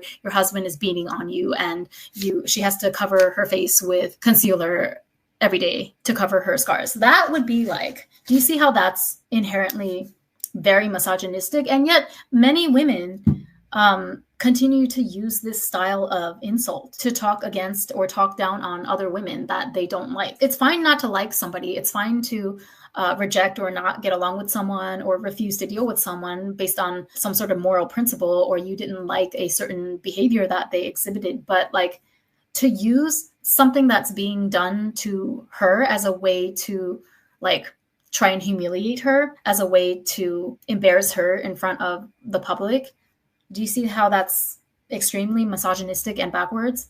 And yet we see so many public figures doing this all the time. Real Housewives. I can't think of any specific example on the top of my head, but, or another way is that, again, they'll use like foul, really offensive language, veering again into the sexual territory. But okay, so I'm just gonna give an example. There was this one time I was watching a tarot card reader, and she was saying something about how she was doing a reading on Beyonce and Jay-Z. This was back during the Lemonade album era when Beyonce dropped Lemonade and the whole world knew that Jay-Z had cheated on her with Becky with the good hair. And then the psychic was like, oh yeah, it's true, or something like that. Or like, he's still gonna do it in the future. And then somebody asked about if she could check on what the situation was with Rihanna, because, you know, there were some rumors that I don't think are true, because Rihanna was, let's not forget, 16 at the time that she auditioned for Rock Nation, right? So if anything happened, or if Jay forced her to do something, that's actually a felony. No, that's actually like SA, is it not? But anyway, somebody asked her to verify whether or not the Rihanna and Jay-Z affair was a real thing or not. And then she was like, okay, let me shuffle my cards. And then she said something that really shocked me. And this is what made me just unsubscribe and click out on the spot. She was like, okay, you know, I'm nervous to see the outcome of these cards because I don't want to have to hate Rihanna too. What? What about a confirmation of whether or not Rihanna had an affair with Jay-Z when she was 16, which would make it not an affair. It would make it an SA case of an older adult man against a minor female, and like using coercion in a position of power to get her to sign onto his label. What about that would ever give you a reason to dislike Rihanna?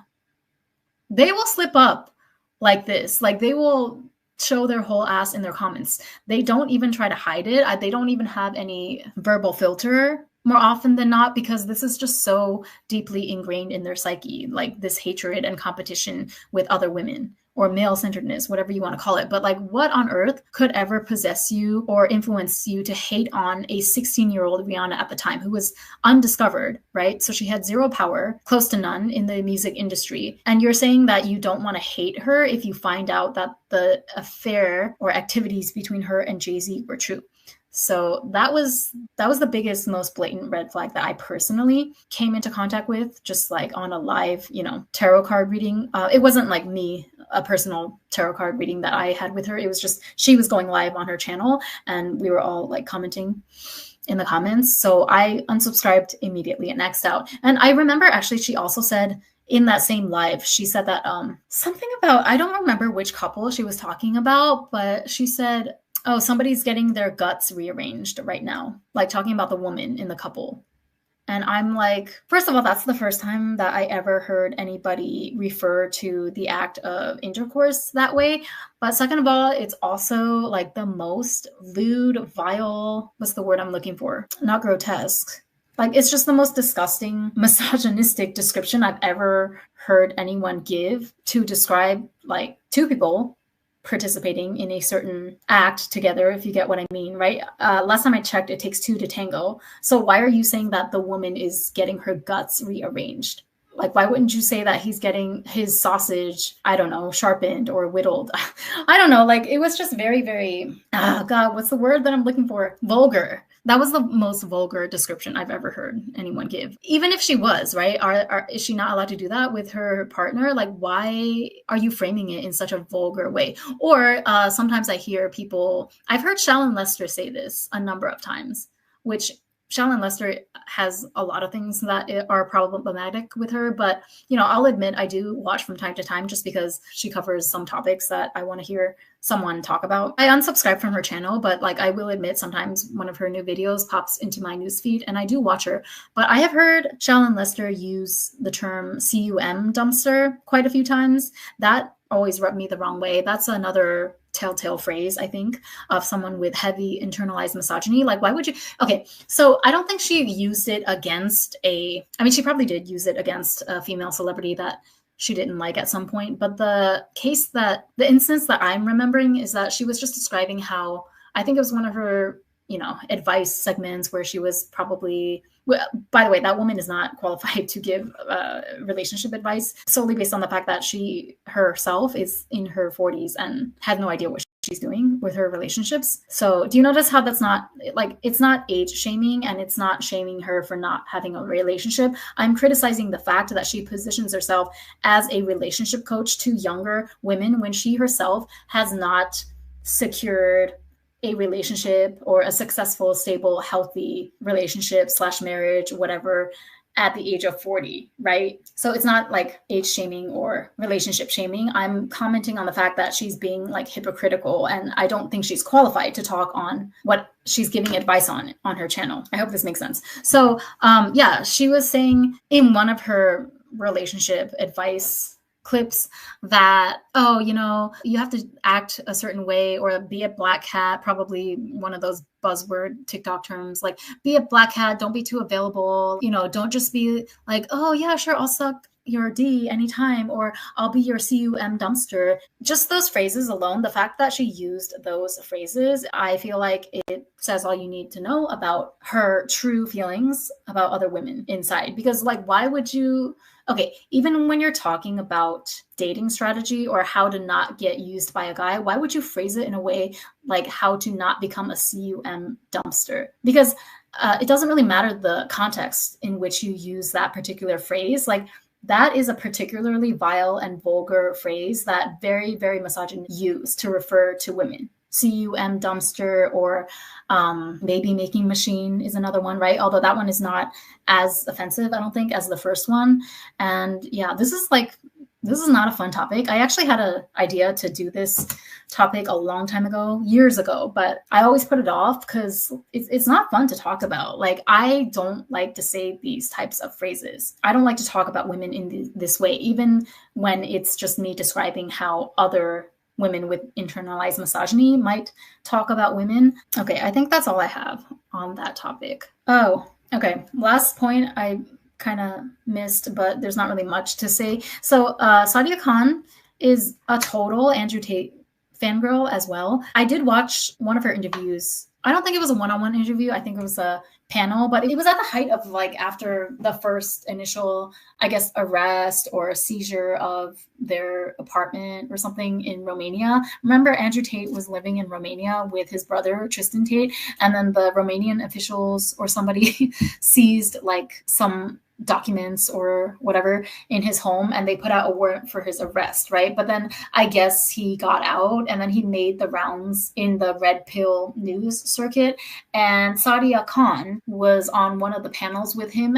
I'm not gonna look up the video, but just type in Sadia Khan Andrew Tate and it'll come up. And I remember she was so like enamored with him. She was giggling and fangirling and could barely contain herself around him, to the point where I was like actually embarrassed watching. I think this was a year or two ago. And at the time, I don't know, I feel like even though like I had already seen her behavior, consistently nasty behavior in the comments to her viewers, I feel like the public gaslighting or the public refusal to acknowledge what a batshit insane psychopath person she is at the time, I feel like it gaslit me to some extent, to where I almost, throughout that video or the interview with Andrew Tate, I almost tried to convince myself that, oh, well, maybe she's just trying to finesse him later. Like maybe she's just buttering him up. She's showing us how it's done, you know? She's playing the role of the super feminine, submissive woman, the agreeable woman. But no, homegirl was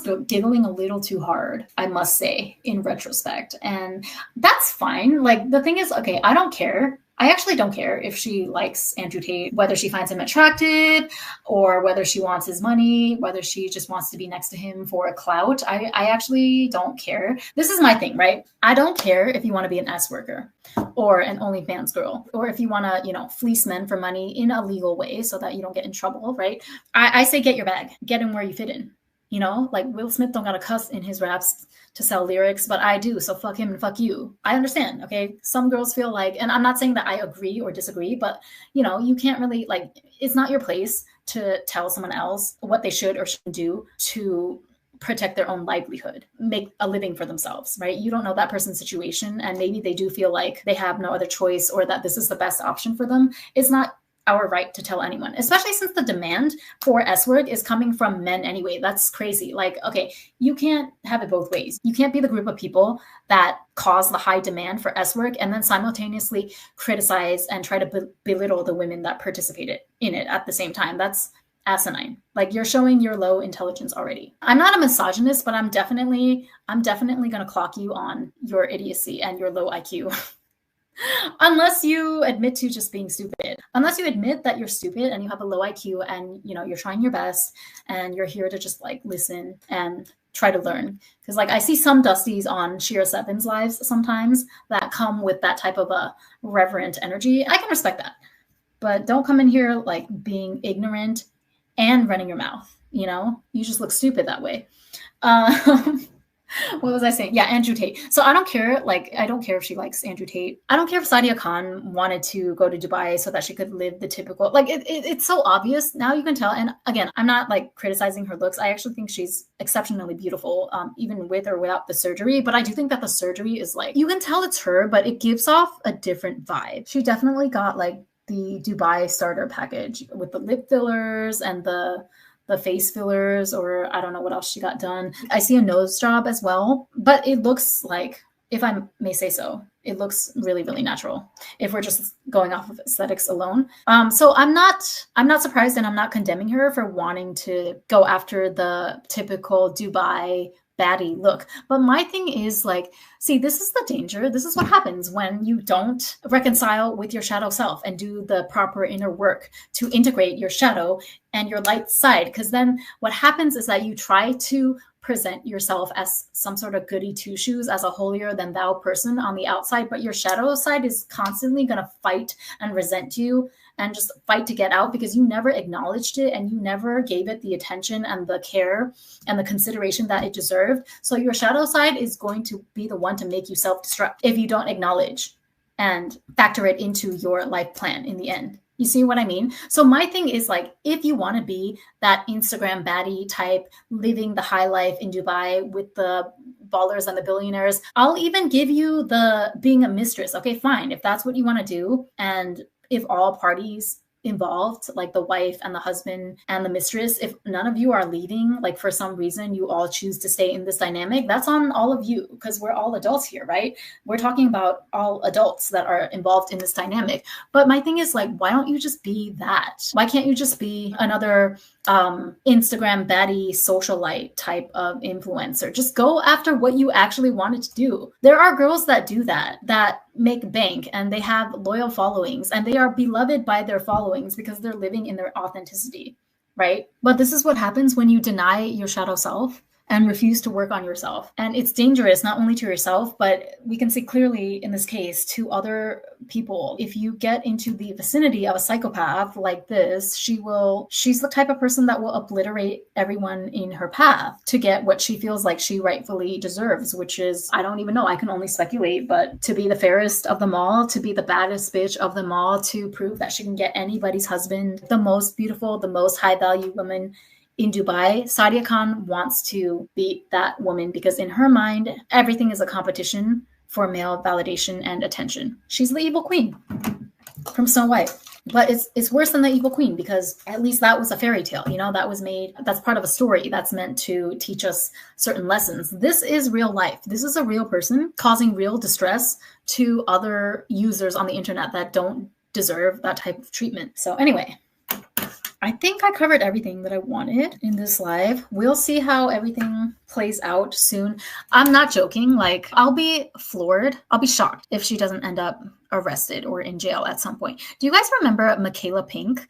So Shira collaborated and was friendly with her at one point, but then distanced her afterwards because she was basically arrested for something to do with laundering. I think she didn't pay back a loan or something, or I think maybe she took money from one of her followers for a supposed course or an offering, and then she never delivered said product. I don't know the official legal name, but she committed some sort of financial fraud and she got sentenced to jail. Michaela Pink.